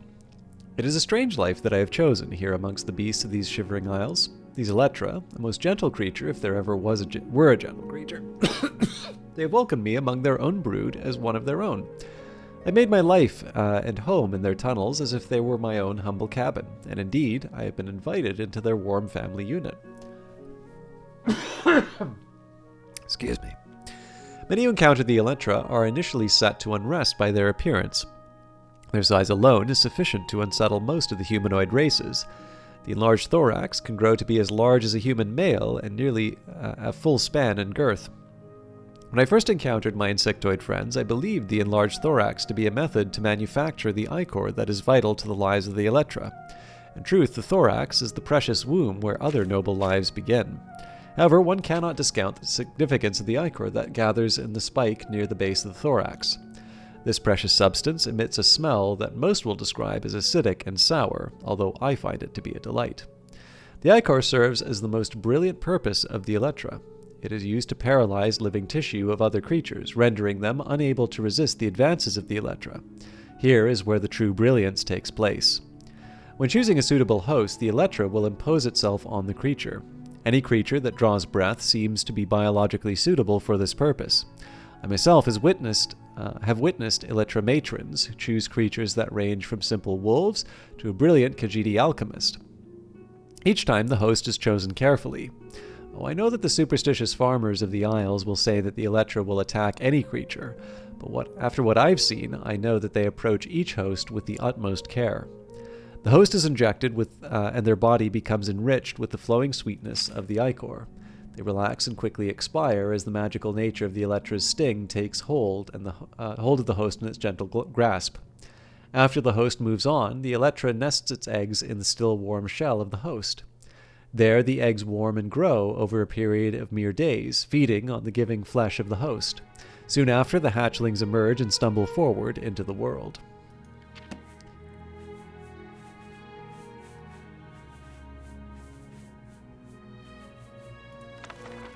From Frog to Man by Mikas Ralbrick. The life cycle of the Grummite is rather unique. They appear to be a deviant version of frogs and may even be distantly related to Argonians, although I have no direct evidence of that. Like the humble frog, the Grummite is born from eggs found in or near water. The eggs hatch into tiny polywogs no bigger than my hand.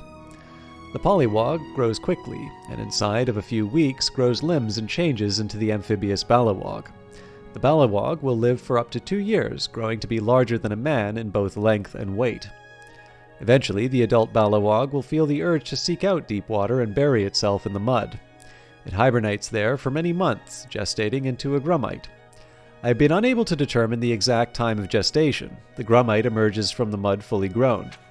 New Grummites never leave the water and are consumed with the urge to mate. Females leave the water to hang their eggs. They are hung over the water to keep them out of reach of aquatic predators while still allowing the polywogs to fall into the water when they hatch. Once a female has laid her eggs, she turns her back on them. She will live her life more on land than water, although never far from it. The male's mating urges subside after 6 months to a year. He too takes to the land like the female does, and like the female does nothing to protect the eggs. Adult Grummites have a sort of primitive culture. Crafton Highbrow maintains that they are cunning craftsmen that make jewelry and weapons, even mining ore. This is plainly ridiculous. Although I have not determined the source of their tools and adornments, I am certain that they trade with other civilized races for such things. As for tales of magic-casting Grummites, that is even more ludicrous. While their primitive brains are surprisingly large, they clearly do not have the intelligence to know the arcane crafts. I do not know how Crafton managed to train his pet Grummite to cast spells, but I assure you, all my readers that it is a trick of some sort.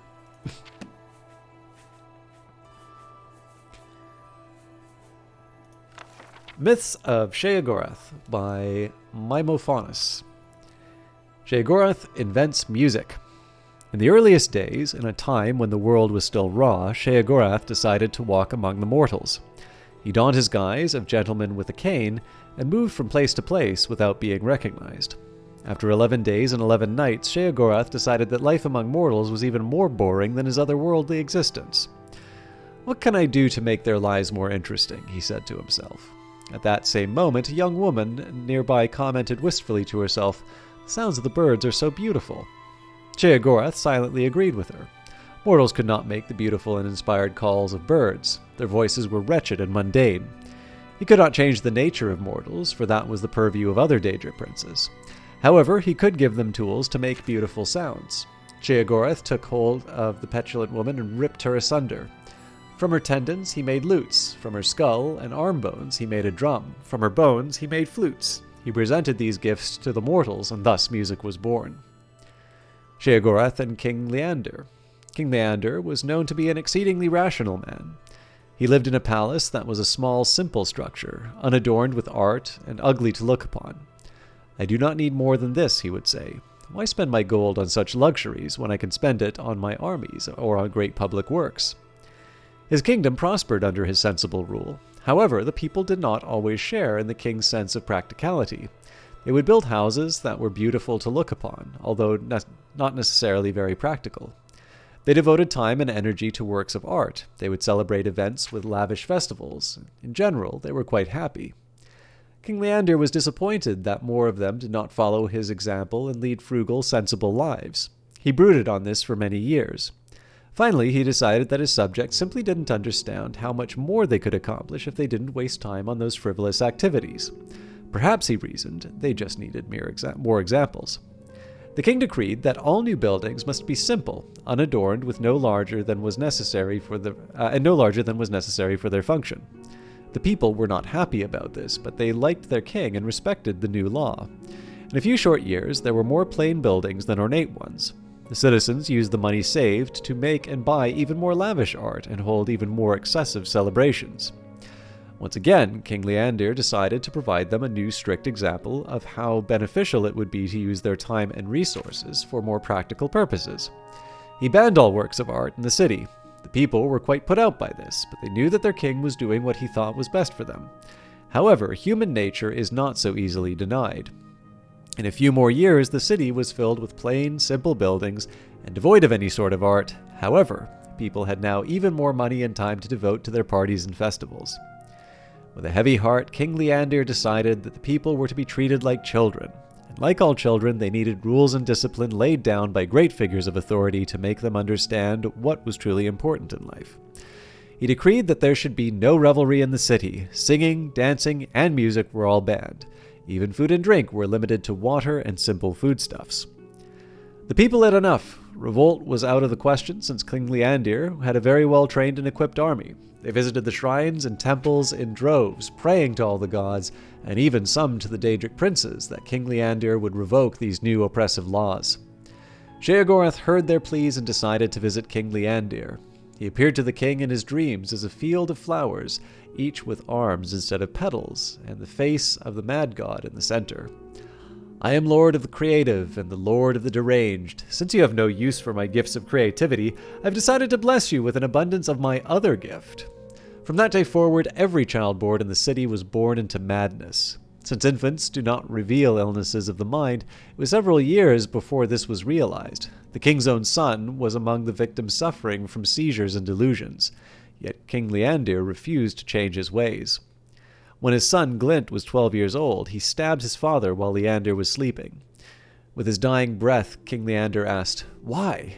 His son replied, "It is the most practical thing I could do." The new young king ordered that all palace servants be slaughtered.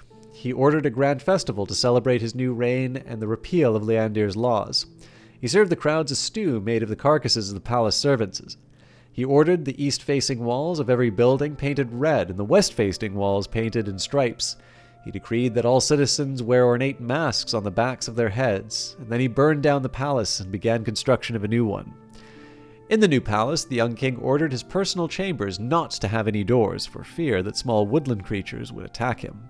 He ordered that it would have no windows for fear that the sun and moon were jealous of him and plotting his death.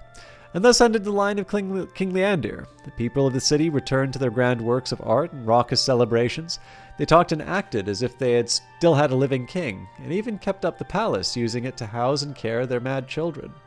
Shayagorath was mightily pleased with this outcome. From that day forward, the city was blessed with more than the normal number of gifted artists and deranged citizens. The Contest of Wills. A mighty wizard named Ravate once walked the winds of time to find Lord Sheogorath. His intent was to win favor from this most capricious of the Daedric princes. Upon finding Sheogorath, Ravate spoke humbly to him. "Lord Sheogorath, I beg a favor of you. I would gladly drive 1,000 men mad in your name if you would but grant me the greater magical powers." Fortunately for Ravate, Sheogorath was in a playful mood. He proposed a game. "I will grant your wish if you are still sane in 3 days. During that time, I will do my utmost to drive you mad. It shall be great fun." Ravate was not so certain that he liked this new deal.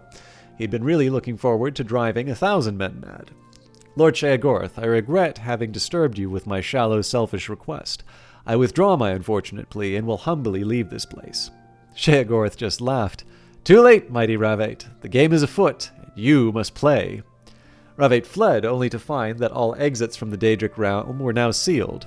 He wandered aimlessly, constantly looking over his shoulder, jumping at every noise. Every moment brought new terror as he waited for Sheogorath to begin.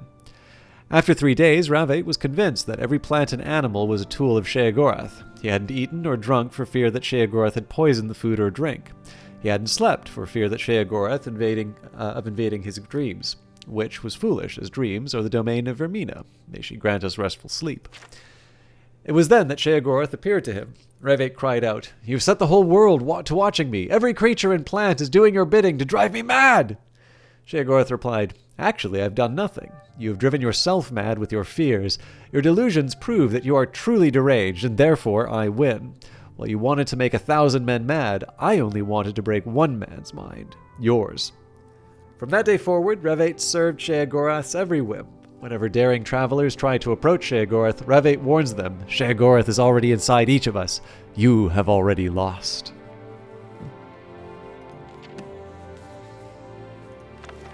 Saints and Seducers. Sentinels of the Isles, a treatise on Golden Saint, Dark Seducer culture, and the history within the Shivering Isles, by Endok Merrier. Author's note. This volume attempts to catalog and analyze known, suspected, and rumored facts about the two races that serve to maintain order within the Shivering Isles. It is by no means intended to serve as an authoritative work on the matter. Rather, it is a personal effort on the part of the author to better understand these unique creatures. In service of the Lord. It is beyond the scope of this work to determine the origins of the Golden Saints and Dark Seducers. They are Daedra, and as such, their base existence is a mystery to those mortal born. The commonly held belief that all Daedra are incapable of creation suggests that even Lord Sheogorath himself is not responsible for the genesis of these races. Yet, it is worth noting that the Prince of Madness has motives and powers that none may guess, and to attempt to do so would only confuse the subject further. It is enough then to see that they exist and know that it is so. Beyond this knowledge, however, it is curious that the Saints and Seducers serve Lord Sheogorath unerringly. This allegiance is ultimate and eternal, from all indications, but its source is unknown. Could it be that they themselves were tricked into service by the mad god? Or do they simply ally themselves with the greatest power in the realm? Previous literary work suggests that Daedra choose to serve their masters, so they might find protection and safe harbor. Clearly, the Saints and Seducers have this in the Shivering Isles. Indeed, they have fortresses which few not of their race are allowed to enter. They have the power in the realm, acting as guardians of those who serve Lord Sheogorath. Constantly they vie for the favor of our Lord, fighting any who oppose him, and at times even each other. It is reasonable to assume, then, that they have made a willing choice to take up their role in the Isles. Character and society. The immediate image called to mind when hearing the name Golden Saint suggests an angelic figure, elegant and benevolent. It is ironic, then, that while the Golden Saints embody this image in form, their behavior is in stark contrast to it. The Saints are a proud, arrogant race, quick to anger and cruel in their punishment. There is no question that they view all in the Isles as inferior, and make no effort to hide this in their interactions. Dark Seducers also exhibit little beyond their appearance to match their names. While they too assert their superiority over all others in the realm, they appear to have a more patient, introspective nature about them. They often appear humble in their dealings with mortals, and are known to be patient with the lesser races. In fact, the terms Golden Saint and Dark Seducer are external constructs. While the two groups recognize and respond to these names, they have their own names for their races, the Oriel and the Mazkin, respectively. It is possible that the Daedra simply have no concern for the names and titles given to them by lesser beings, or perhaps they find amusement in the names. Further research into the subject is necessary but daunting, as the Saints and Seducers do not freely offer personal information about themselves. Other information can be gathered from observation. It is easy to see that the two groups are strongly militaristic in their societal structure. One's strength and discipline determines one's place in society. Military commanders, for example, are revered by their subordinates. With further observation, a second distinction becomes apparent. Both societies are matriarchal in nature. Females lead the guards within New Sheoth and have the highest positions of power. Males, while not openly denigrated, are clearly subservient to their female superiors. It is unclear where this practice began, but has been wholly integrated into the daily lives of both races. Conflict and conquest. Any resident of the Shivering Isles can confirm that it is unwise to provoke the Golden Saints or the Dark Seducers. They thrive on conflict and warfare, and are quick to punish any and all who disobey. Acting in their capacity as guardians of the realm does not satisfy them, however, and they often engage in combat with one another, despite being garrisoned in areas where they are unlikely to interact. It is possible that this is more than an outlet for aggressive behavior. Repeated engagements between the two races may be an effort to gain favor with Lord Shayagorath. If one can triumph over the other, it would prove superiority and a right to gain sole control over the realm. The battle for Skylarn is of particular interest, as both sides have been locked in combat with no hope of resolution for time beyond memory. Does this combat serve to sharpen the skills of the two sides, or weaken them when they could be directed elsewhere? If the conflict cannot be resolved, why then does Lord Shayagorath not step in and settle it himself? Religion and ceremony. Little is known about the private customs of the Golden Saints and the Dark Seducers. They are reclusive when it comes to matters specific to their race, particularly regarding the mysterious processes by which they return to the realm in the unlikely event of their death. It is common knowledge that Golden Saints and Dark Seducers, as Daedra, cannot be killed. The animus of the Daedra is cast back into the darkness of Oblivion, and can return to the realm to take form once more. But reports of the time it takes for a Daedra to return to the realm from the waters of Oblivion are anecdotal and inconclusive. The process by which this return occurs remains shrouded in mystery. Based on behavior patterns and strength of numbers, it can be deduced that the stronghold for each race plays some major part in this process. Common phrases in language, such as "may the chimes call you home," suggest that rather than merely a metaphor, sound may play some role in the sequence of events. It is believed that the chimes referenced by the Saints and Seducers do indeed exist and are considered almost holy relics. Attempts to gain information about these chimes, or the process by which they are used, has been met with exceptional hostility, and so have been abandoned. Any and all information regarding the Golden Saints and Dark Seducers, particularly relating to private customs and origins, should be brought to the attention of the author immediately. The greater the scope of our knowledge, the better our ability to understand these compelling creatures. The Blessings of Shayagorath. 13 Blessings of Shayagorath for our Lord Sheogorath, without whom all thought would be linear, and all feeling would be fleeting. Blessed are the madmen, for they hold the keys to secret knowledge. Blessed are the phobic, always wary of that which would do them harm. Blessed are the obsessed, for their courses are clear. Blessed are the addicts, may they quench the thirst that never ebbs. Blessed are the murderous, for they have found beauty in the grotesque. Blessed are the fire lovers, for their hearts are always warm. Blessed are the artists, for in their hands the impossible is made real. Blessed are the musicians, for in their ears they hear the music of the soul. Blessed are the sleepless, as they bask in wakeful dreaming. Blessed are the paranoid, ever watchful for our enemies. Blessed are the visionaries, for their eyes might see what might be. Blessed are the pain lovers, for in their suffering we grow stronger. Blessed is the mad god, who tricks us when we are foolish, punishes us when we are wrong, tortures us when we are unmindful, and loves us in our imperfection. The Liturgy of Affection, a collection of the writings of Vexus Valurian, transcribed by Aeneas Gale. Dearest reader, the tome that you hold in the palm of your hand is a chronicle of pain, of torment, and of discovery. In these memoirs, I shall impart to you an autobiography of a foolish and failed attempt to achieve a great power.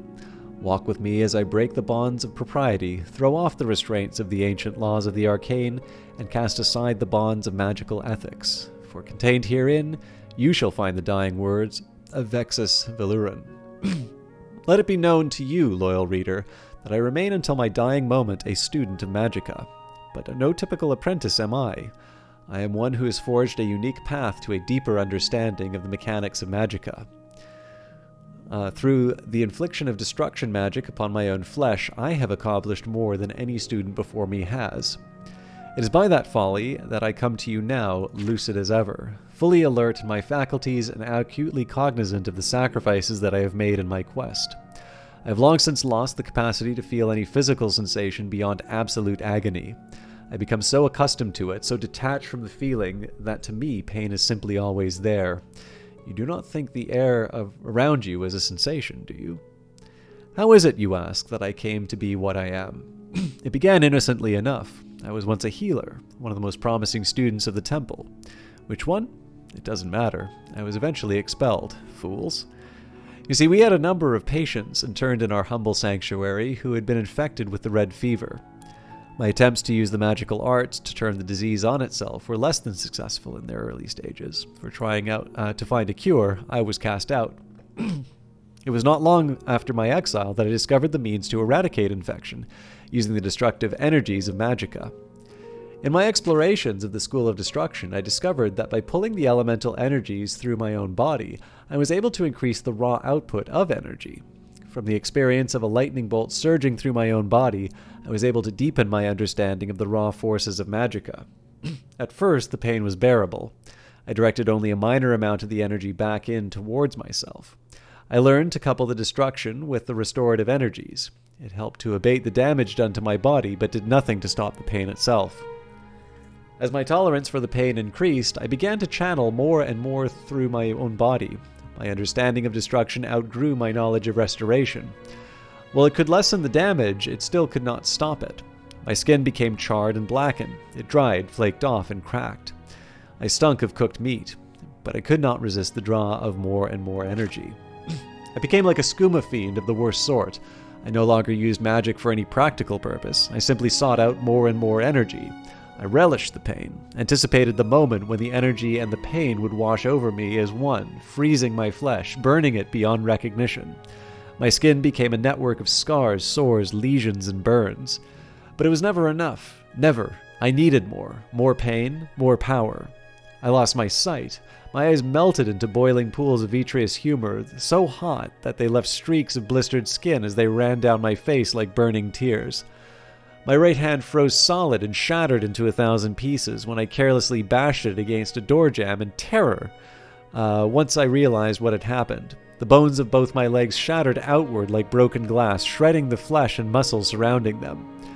While this may sound like a fate of terrible consequence, my dearest reader, I can assure you that you will never know what it is to be a creature of flesh and bone like I have. You will never have the degree of knowledge of the frailty of flesh that I have grown to know. I achieved a level of understanding of Magicka beyond that of the Grand Masters of the Guild, but that accomplishment pales in comparison to the grander discoveries that this experience has bestowed upon me. People like you think that pain is to be avoided, hidden from, feared. Through my suffering and the numbness that now robs me of my ability to feel it, I can say this to you. Pain is a simple factor of human existence. It affords us the opportunity to feel, to appreciate the temporary shell that our spirits occupy. Pain is the greatest gift that the gods have ever given to mortal man.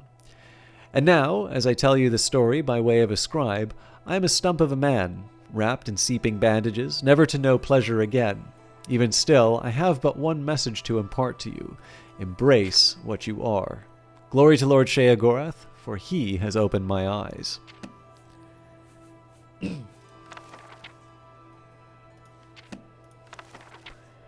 The Ravings of Fenroi. The following pieces were gathered from the author's cell shortly before his untimely death at his own hands, written primarily on bedsheets and the bare stone on his floor, using only his own bodily fluids for ink. Some of the transcriptions represent the editor's best guesses as to the author's true intent. Mother said that there was no reason. It's just the way it is. Mother lies. I can see rain. I can feel rain. I can only feel wind. Someone is hiding. If I walk through the forest, the birds stop singing. They're talking about me, I'm sure of it. They're just too scared to do it to my face. Boat, moat, coat, float, goat, note, wrote. Secret names, secret names, secret name, secret name. It touches me when I'm not looking. Sometimes I hear the people talking about their days. They talk about family and weather and yesterday and tomorrow. They say, what a good day it was, and how was your day, and have a nice day. I say, talk, talk, talk. How can you enjoy your day when you share it with everyone? Time is a private thing. The dragon hides it from us all, parceling out in dribs and drabs. Save your time, save your time. I keep mine locked up tight, where no one can find it, not even him. Hold me now. Rock me gently. My tears are burning. Dear, don't jinx it, don't jinx it. Hold your breath. One big one now. One last gasp, and we're done. He talks all the time, but his words are useless. Talking, talking, let's talk, never doing, always talking. Words become meaningless. They float on the air, dissipate like past gas. Make him stop talking. Make him stop talking to me. Always take care when dealing with women. They see things we do not. A smile, a glance. They mean nothing to us, everything to them. They twist their smiles to meet our own. They avert a gaze just so. Watch them closely. They rule the world. They just don't know it. Am I indecisive? Yes and no. They came to me to bring me food today. I ate it, though I know it was poisoned. They lace it with black flour and edgeroot. They think that it keeps me quiet, sedate. I knew better. Sometimes I chew up the bread and spit it out into the corners of my cell. No one notices, and the rats eat it after a time. It keeps them quiet, sedate. When I eat the rats, the poison is more dilute, and I gain their memories.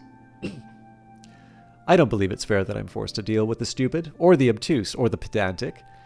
They give me rules, like, go here and do that, and eat this and kill that.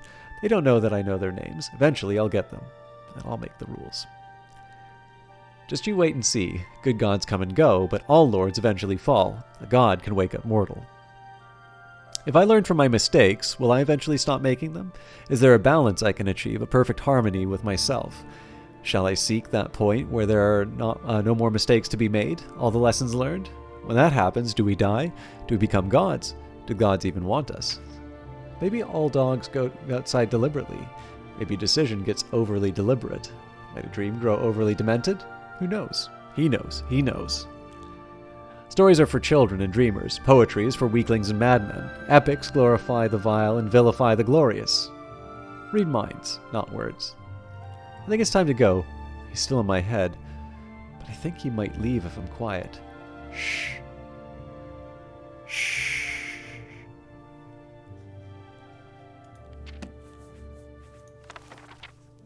The Shivering Apothecary. Author, Cinda Amantius. Many, many things. Wet things and dry things. Things from plants, things from animals, things from stone and sky and tree and man and myrrh. So many beautiful things for potions, all of them there for the taking, waiting to be plucked and put to use. Grind me, take my essence and turn me into something new, something wonderful, they cry out to me. I've given my life to finding so many of the wondrous things of Tamriel, and now the things that lie beyond. The realm of the Mad God, dangerous and beckoning, has so many new things to offer that I have trembled with excitement over it. I stop to take note of what I have found, so that I may not forget it in the coming days when I spend my time searching, mixing, and discovering. The apprentice will find that the marrow from the Shambles and fins from the Skalins merge to make a deadly poison that strikes at one's very heart, damaging the health of those who ingest it. Many a blade did I sink into the wet flesh and dry bone to learn this, but what I have found pleases me. Flame stalks and the very essence of flesh Anternaks can be mixed by even a novice to counter that damage, as one can drink a potion made from these two and feel healthy again. The expert may find that rather than risk himself against these walking monstrosities, the screaming maw can be used instead. For magicka, and without magicka, where would I stand now, the ichor of an Elytra can be mixed with Withering Moon by a novice or Thornhook by a journeyman. No explorer in the Shivering Isles should venture forth without looking for these. The tongue of a hunger, by itself a marvel of anatomy, can be eaten to cure poisons, or matched with Withering Moon to cure disease. I cannot help but wonder what disease would be so dire as to risk one's life against a hunger.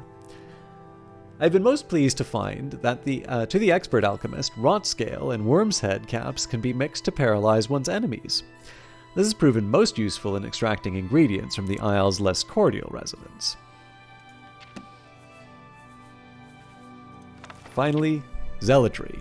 Zealotry of Shayagorath. Self-proclaimed zealots of Shayagorath believe our liege lord not to be just a man of mysterious and wondrous powers, but a living god. They believe his will sustains the lands and his whim supports all things in it. They believe Arden Sul, who reads the winds in our entrails, was the mortal aspect of Lord Sheogorath, and will come again to cleanse the realm. Since these claims are clearly ridiculous, it can be assumed that all zealots are quite mad. The zealots cannot be reasoned with, they cannot be treated with easily. They attack almost anyone on sight, assuming them to be heretics or non-believers. They fight to the death, reveling in the carnage.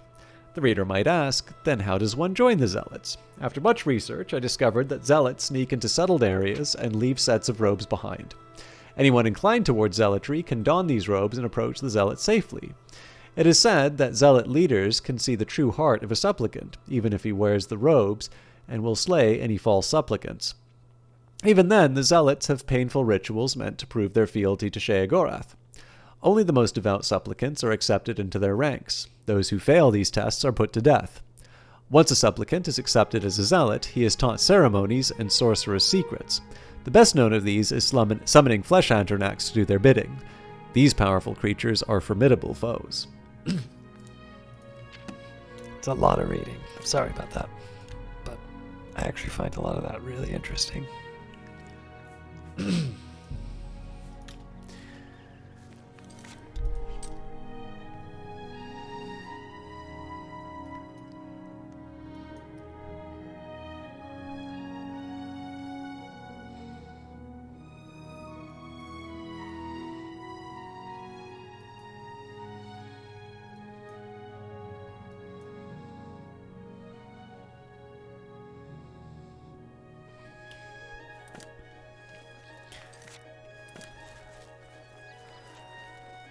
Speak quickly, mortal.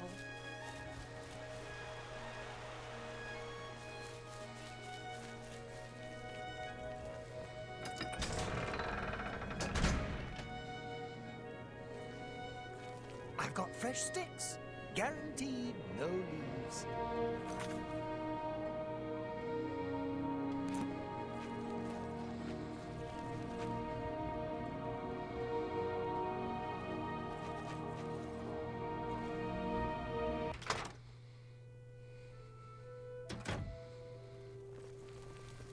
They call me Cutter. For a truly inspired blade, I can forge madness ore. Here, hold on to this parchment. It lists what I need.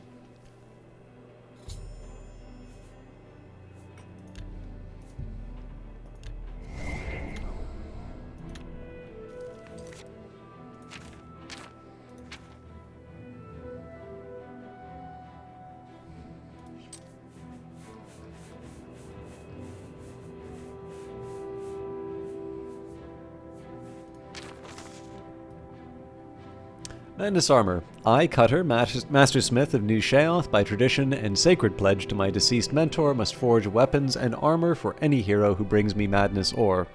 I will create magical versions of these weapons and armor if the hero provides the needed ore and the appropriate matrix, which my mentor has hidden throughout the land, drinking in the mystical essences, the blood of the Shivering Isles. The amount of Madness ore required to make items is listed below.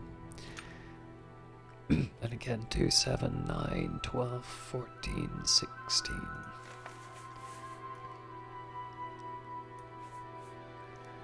Definitely have a lot more Madness ore.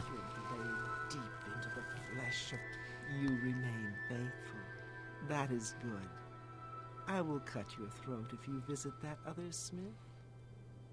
Okay then. I've got the sharpest blades in the Isles. Maybe anywhere. Take a look.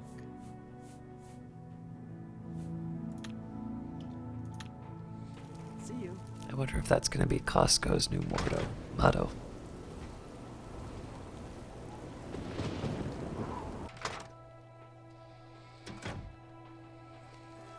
Firm arms, a strong back.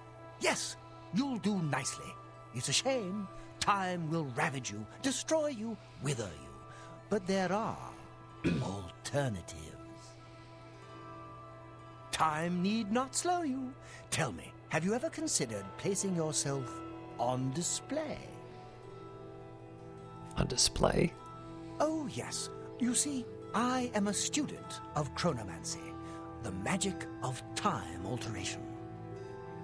Using magicka, I will slow your heart rate, your breathing, your movement, and your thoughts until they may as well not be functioning at all. You will be perfectly preserved, taken out of time, beautiful forever. I will display you with the rest in my collection. No, thank you. Oh, what a pity. Well then, what is it that I can do for you? And be quick about it. Every second that passes brings us closer to our graves. Who's Brithar? That lout? Yes, he's a thorn in my side that never seems to go away. I'd have his heart on a plate if I could. I wish he'd simply disappear from the streets of New Sheoth forever. Oh, look! Just talking about it has given me another grey hair. Why do you hate him so much? For one thing, he's a thief. But what irks me the most is that he's a bad thief. Between my shop and a few others in Crucible, he's been caught stealing maybe 12 times last month. Who has time for this sort of thing? I mean, at this rate, I'll grow old and die before he's out of our hair. I'll tell you what I tell anyone else who asks. Get rid of him for me and I'll make it worth your while. Do hurry. Time's wasting. Anything else to say about him? Prove to me he's gone, and the reward is as good as yours. Now, please, get a move on. I feel my bones getting more brittle as we speak. Hear any rumors? The Ballywog are known to carry swamp fever.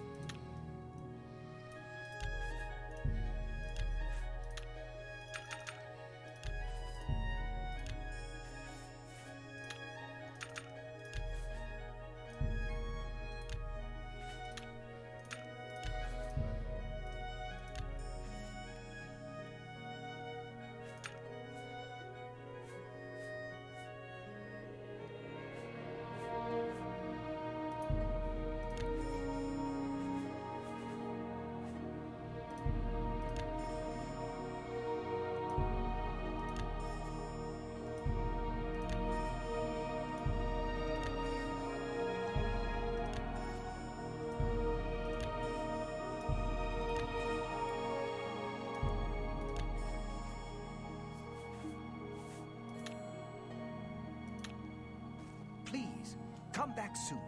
No telling what oddities I may have for you next time. I'll come back when my conjuration's up.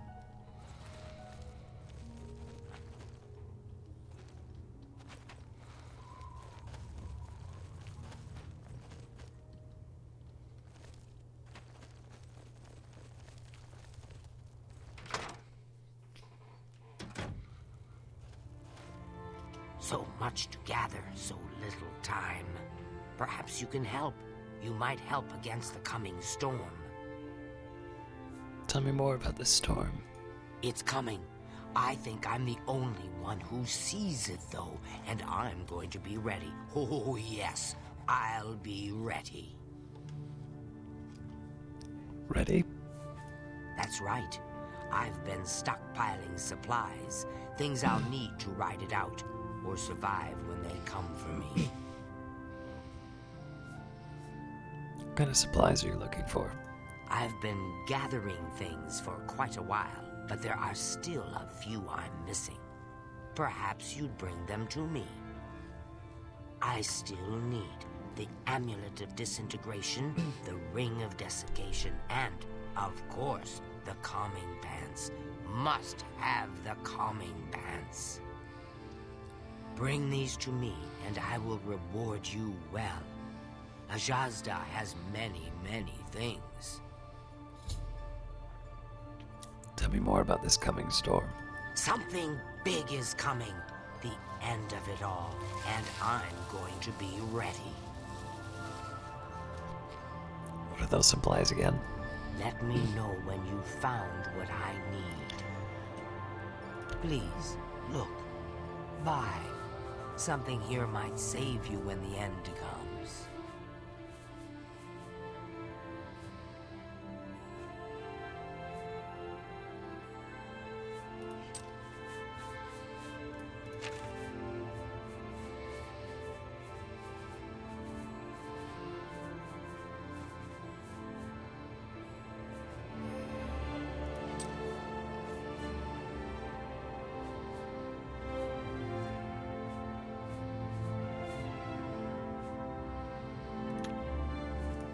Don't bother using a frost spell on a Shambles. Bye.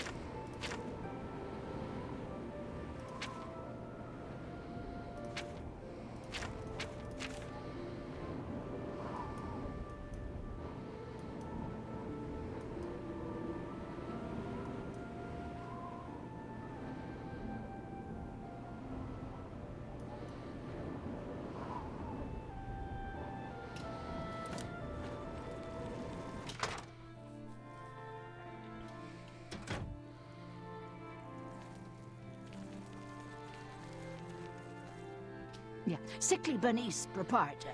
Don't get too close now. You might catch what I have. Sounds like I've already got it. Well, it seems I am dying. Yes, these may be my last days in the Shivering Isles. That is, unless someone like yourself could help me find the cure. But no one has taken me up on my offer, even with the promise of a reward. Oh, well, it's been a good life, I suppose. What kind of cure are you looking for? Are you willing to help me? Of course. Oh, thank you so much. There's only one place in all the Isles to get the cure for what I have. Knotty Bramble.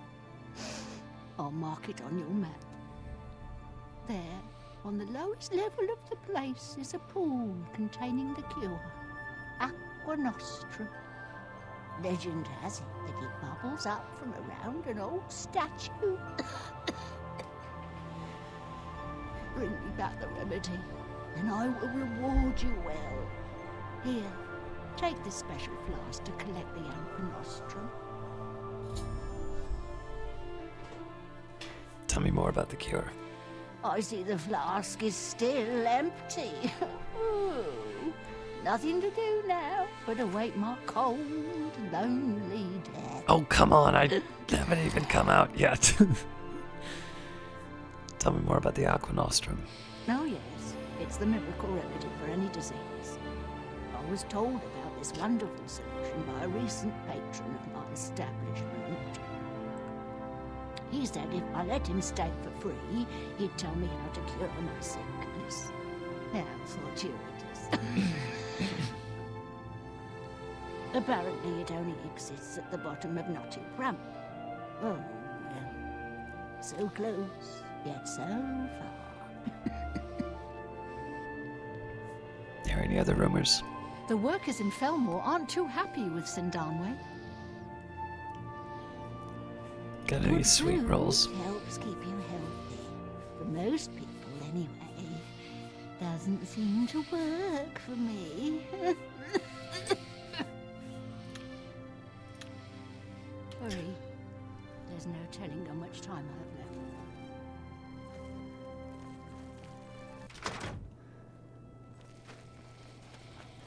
Speak, madman. So, tell me about sleeping outside. Go talk to Ungor. He's always talking about leaving anyway.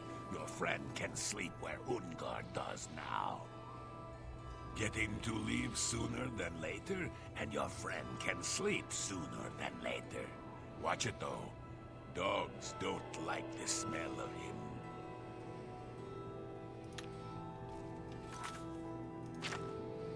Goodbye.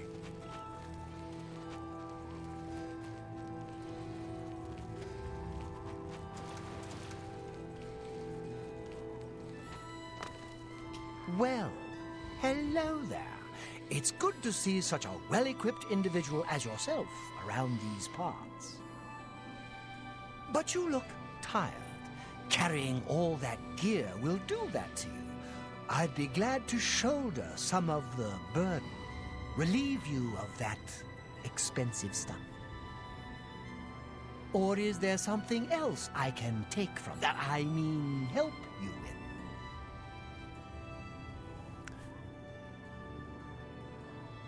Tell me about yourself. Oh, how could anyone have a problem with me? Come now. Try again. Oh, how could anyone have a problem with me? Come now. How about a joke? All right.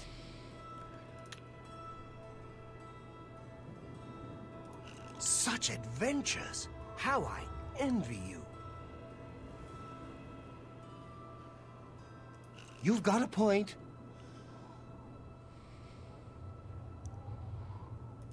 What? That's just stupid. Don't. My life is drab and wretched by comparison. What a dumb... You've got a point.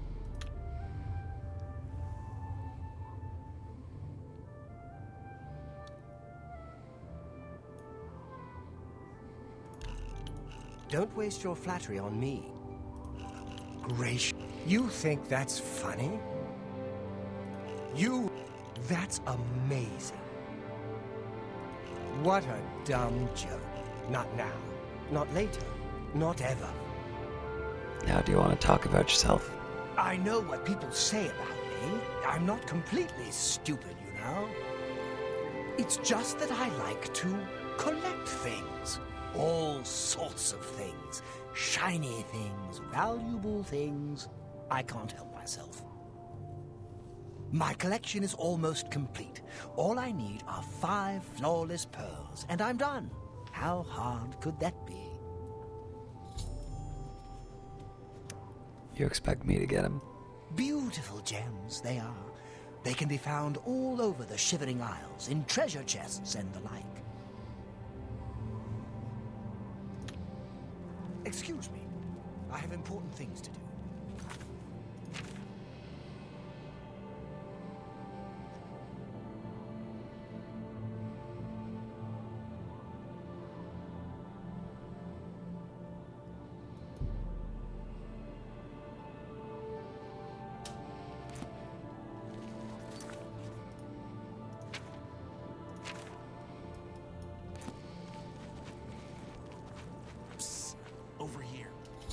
I have a proposition for you. Best not to talk about it here. Meet me at the sewer grate northeast of the Shayagorath statue. Come after dark. Come alone.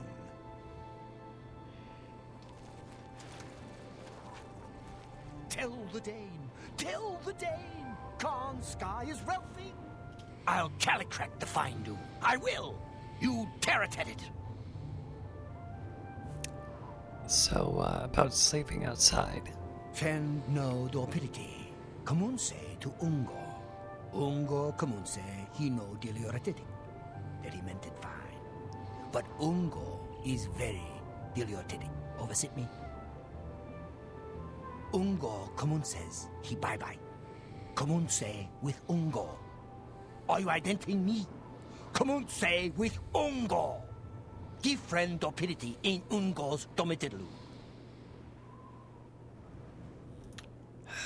Gal burst in it.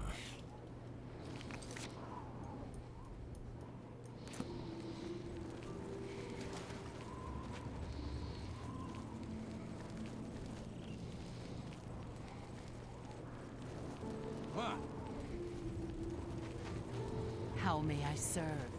Speak, madman. I'm looking to find, I don't know, a place to sleep outside. Your friend ain't sleeping, eh? You could buy one of me sticks. A dream stick, yes? Hit him over the head. Knock him into dreamland. No? Oh, here's a notion for you. Ungor really gets on us nerves. You could kill or persuade himself to leave.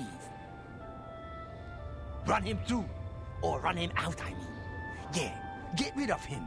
Then your friend can sleep outside, in Ungor's bed. See you.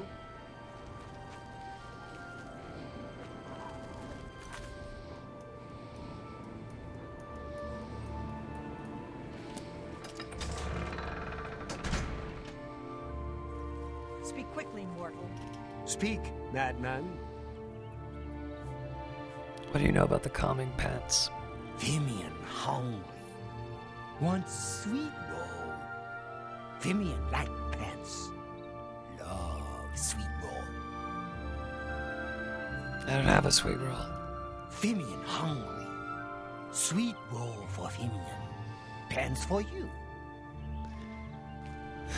I can't believe I'm looking for a sweet roll in the Shivering Isles. What?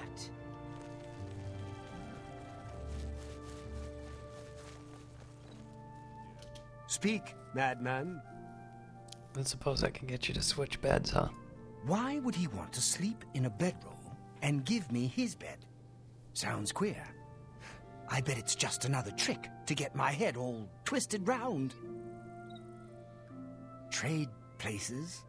A bed under a roof for a bedroll under the stars? Sure. I don't trust you. Take your time. Really now, you're such a charmer.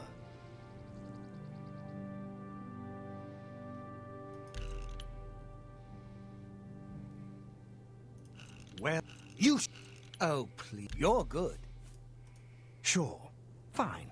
I'm tired of sleeping outside. Tell him I'll sleep in his bed, and he can sleep in mine. Bye. Ungur has agreed to switch beds with amiable Fenroi. I should return to amiable and tell him the good news.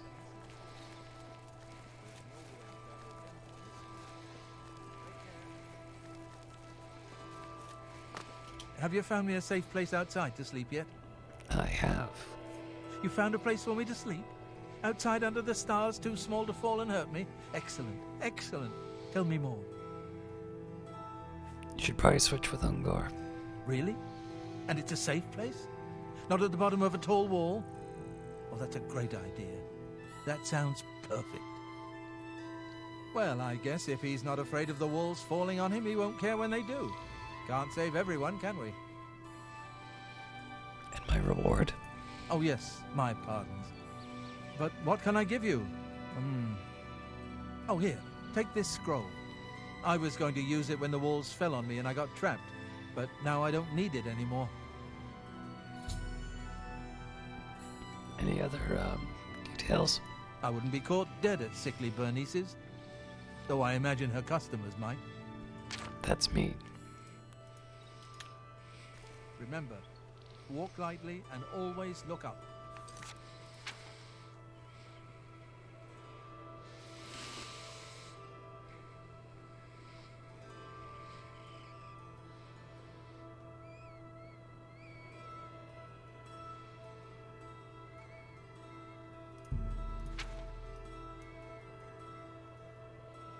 Well, I'm assuming this I have to finish the getting the pearls first.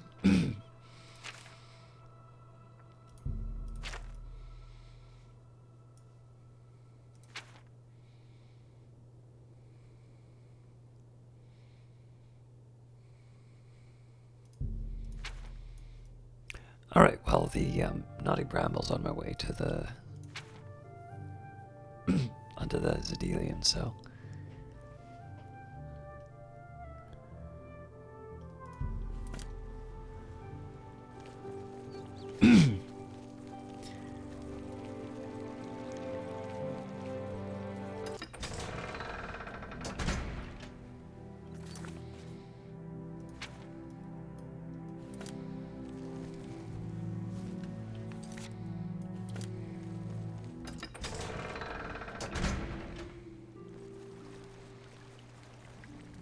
Speak quickly, mortal.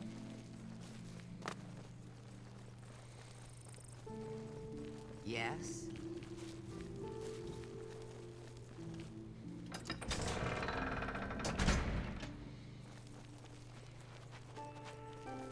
I'm so full. Not the least bit.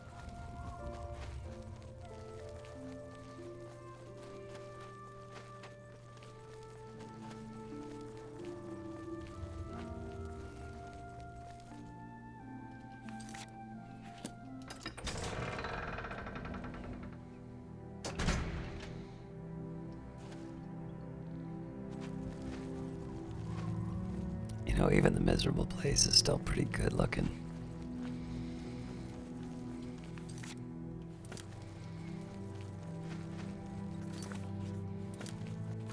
This doesn't feel right. Neither does that, though.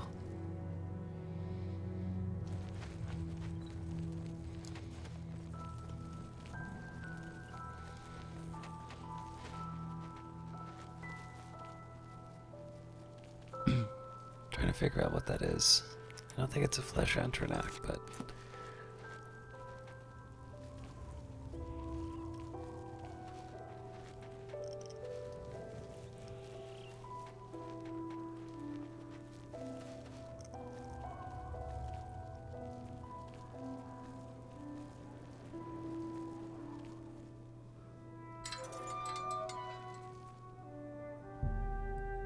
Remember Endari, one day she will rise and take her vengeance. Oh man, I put that on my headstone. Vin Brenius, noble but poor.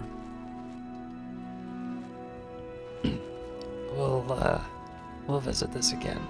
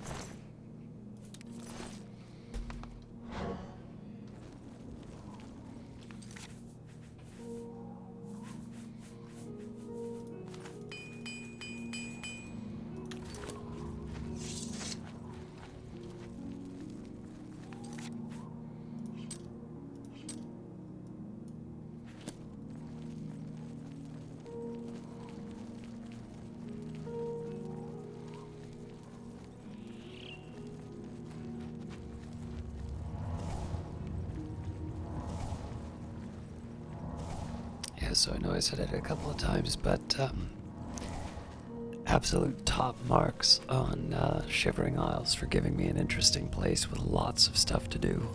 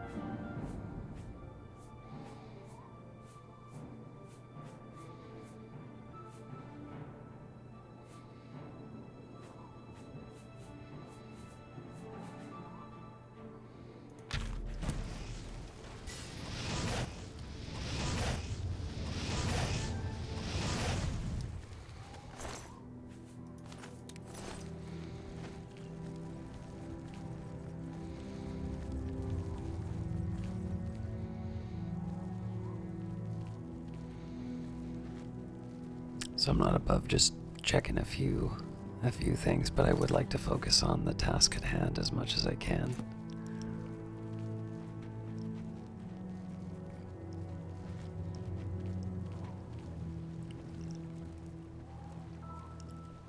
So presumably this leads somewhere and leads to something for me to find, but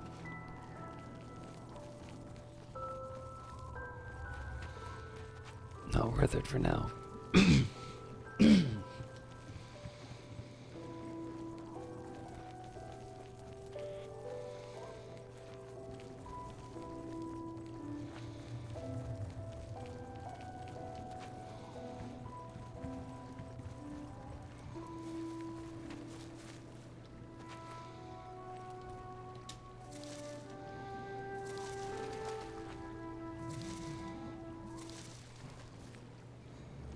Something's mad.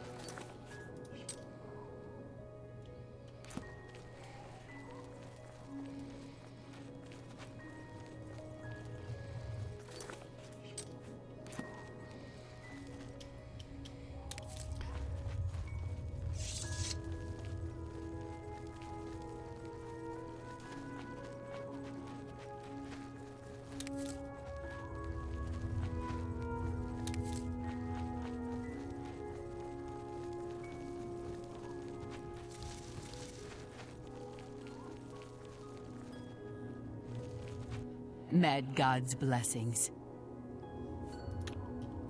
Walk with our Lord.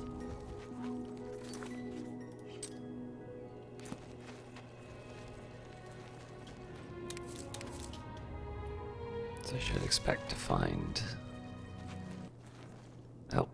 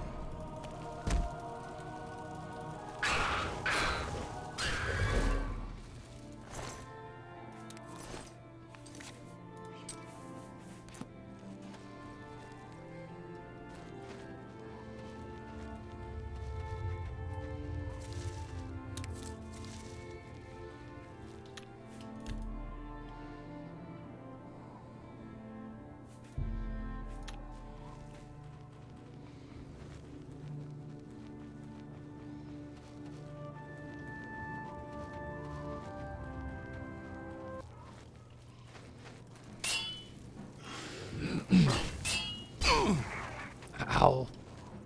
Ow! Ow!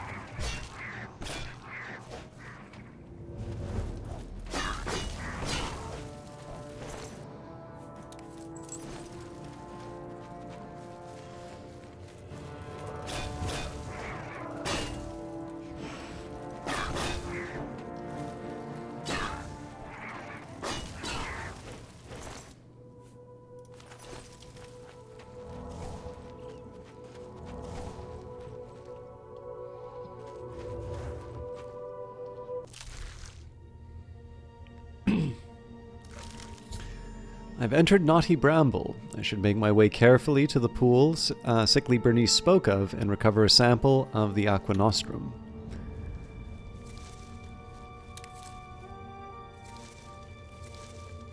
Of course, I'm assuming because this is a quest, this isn't just a simple run in and out.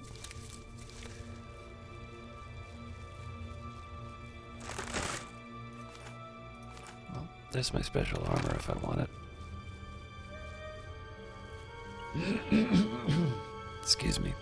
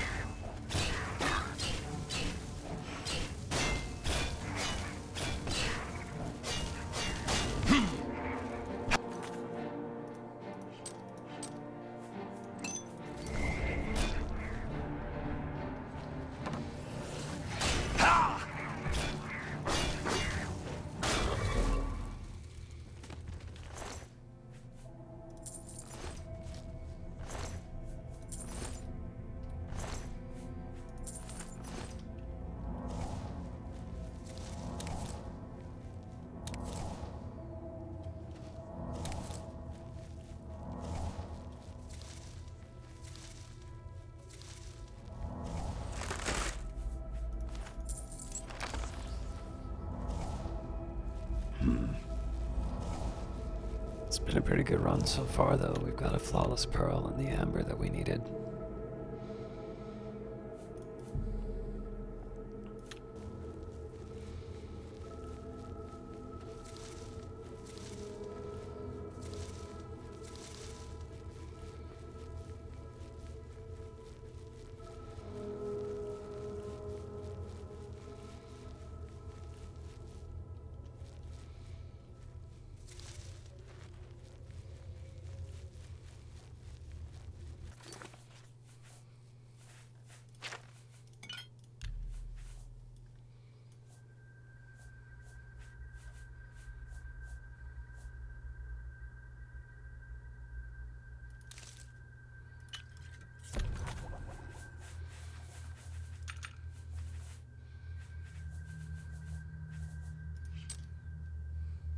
Apparently I didn't lose the willpower, never mind.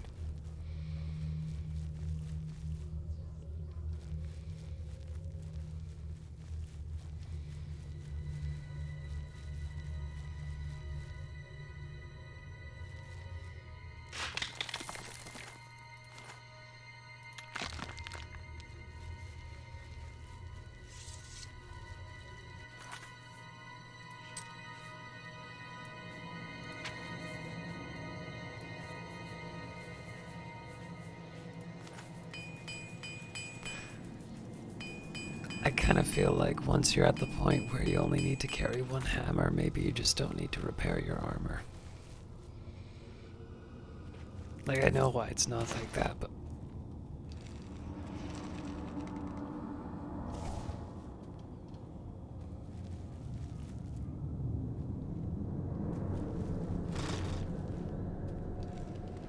Hey.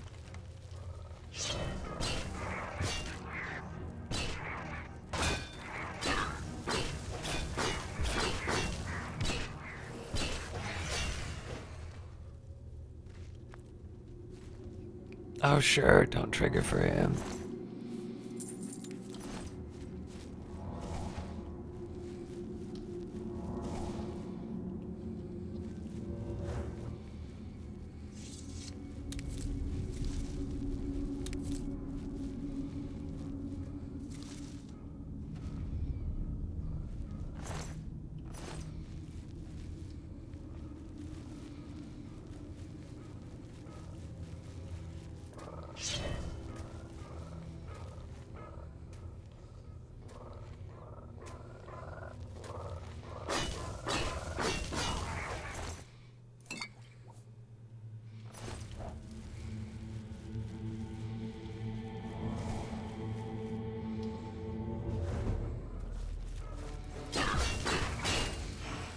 I'd say the sneak skill improved when I walked right in front of someone and they didn't notice me.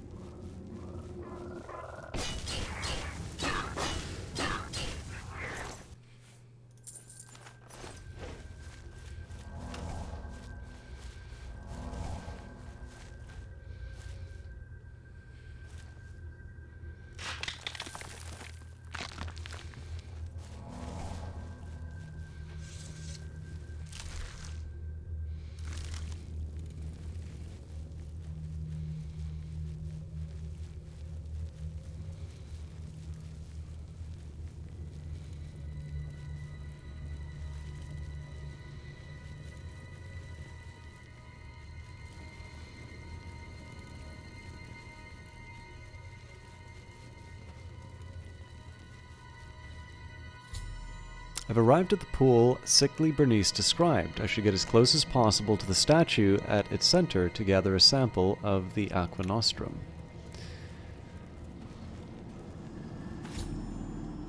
I've recovered a sample of Aqua Nostrum from the pool sickly Bernice described. I should return to New Sheoth and present it to her for my well-deserved reward.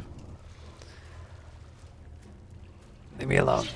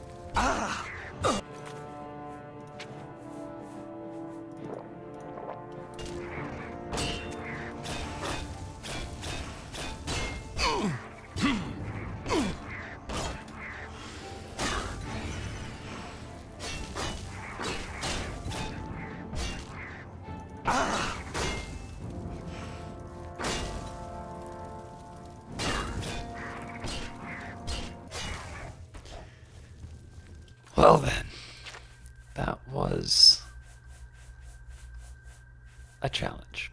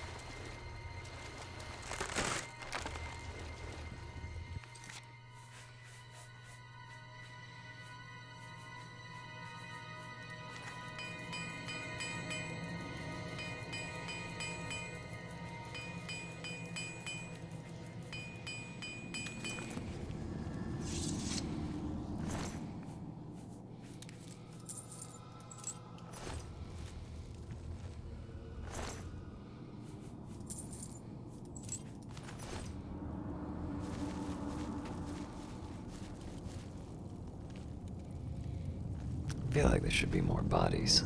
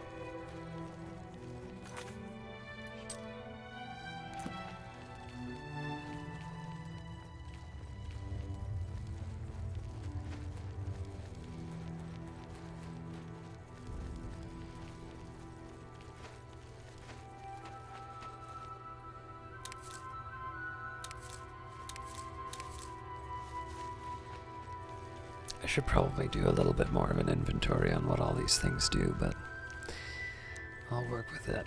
I'll kind of work with what I've got right now, kind of not knowing.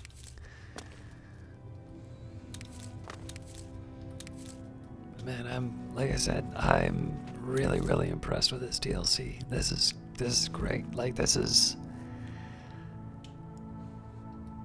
definitely, like, if you've not played this, if you have Oblivion, if you've not played this, you've got to give this a try.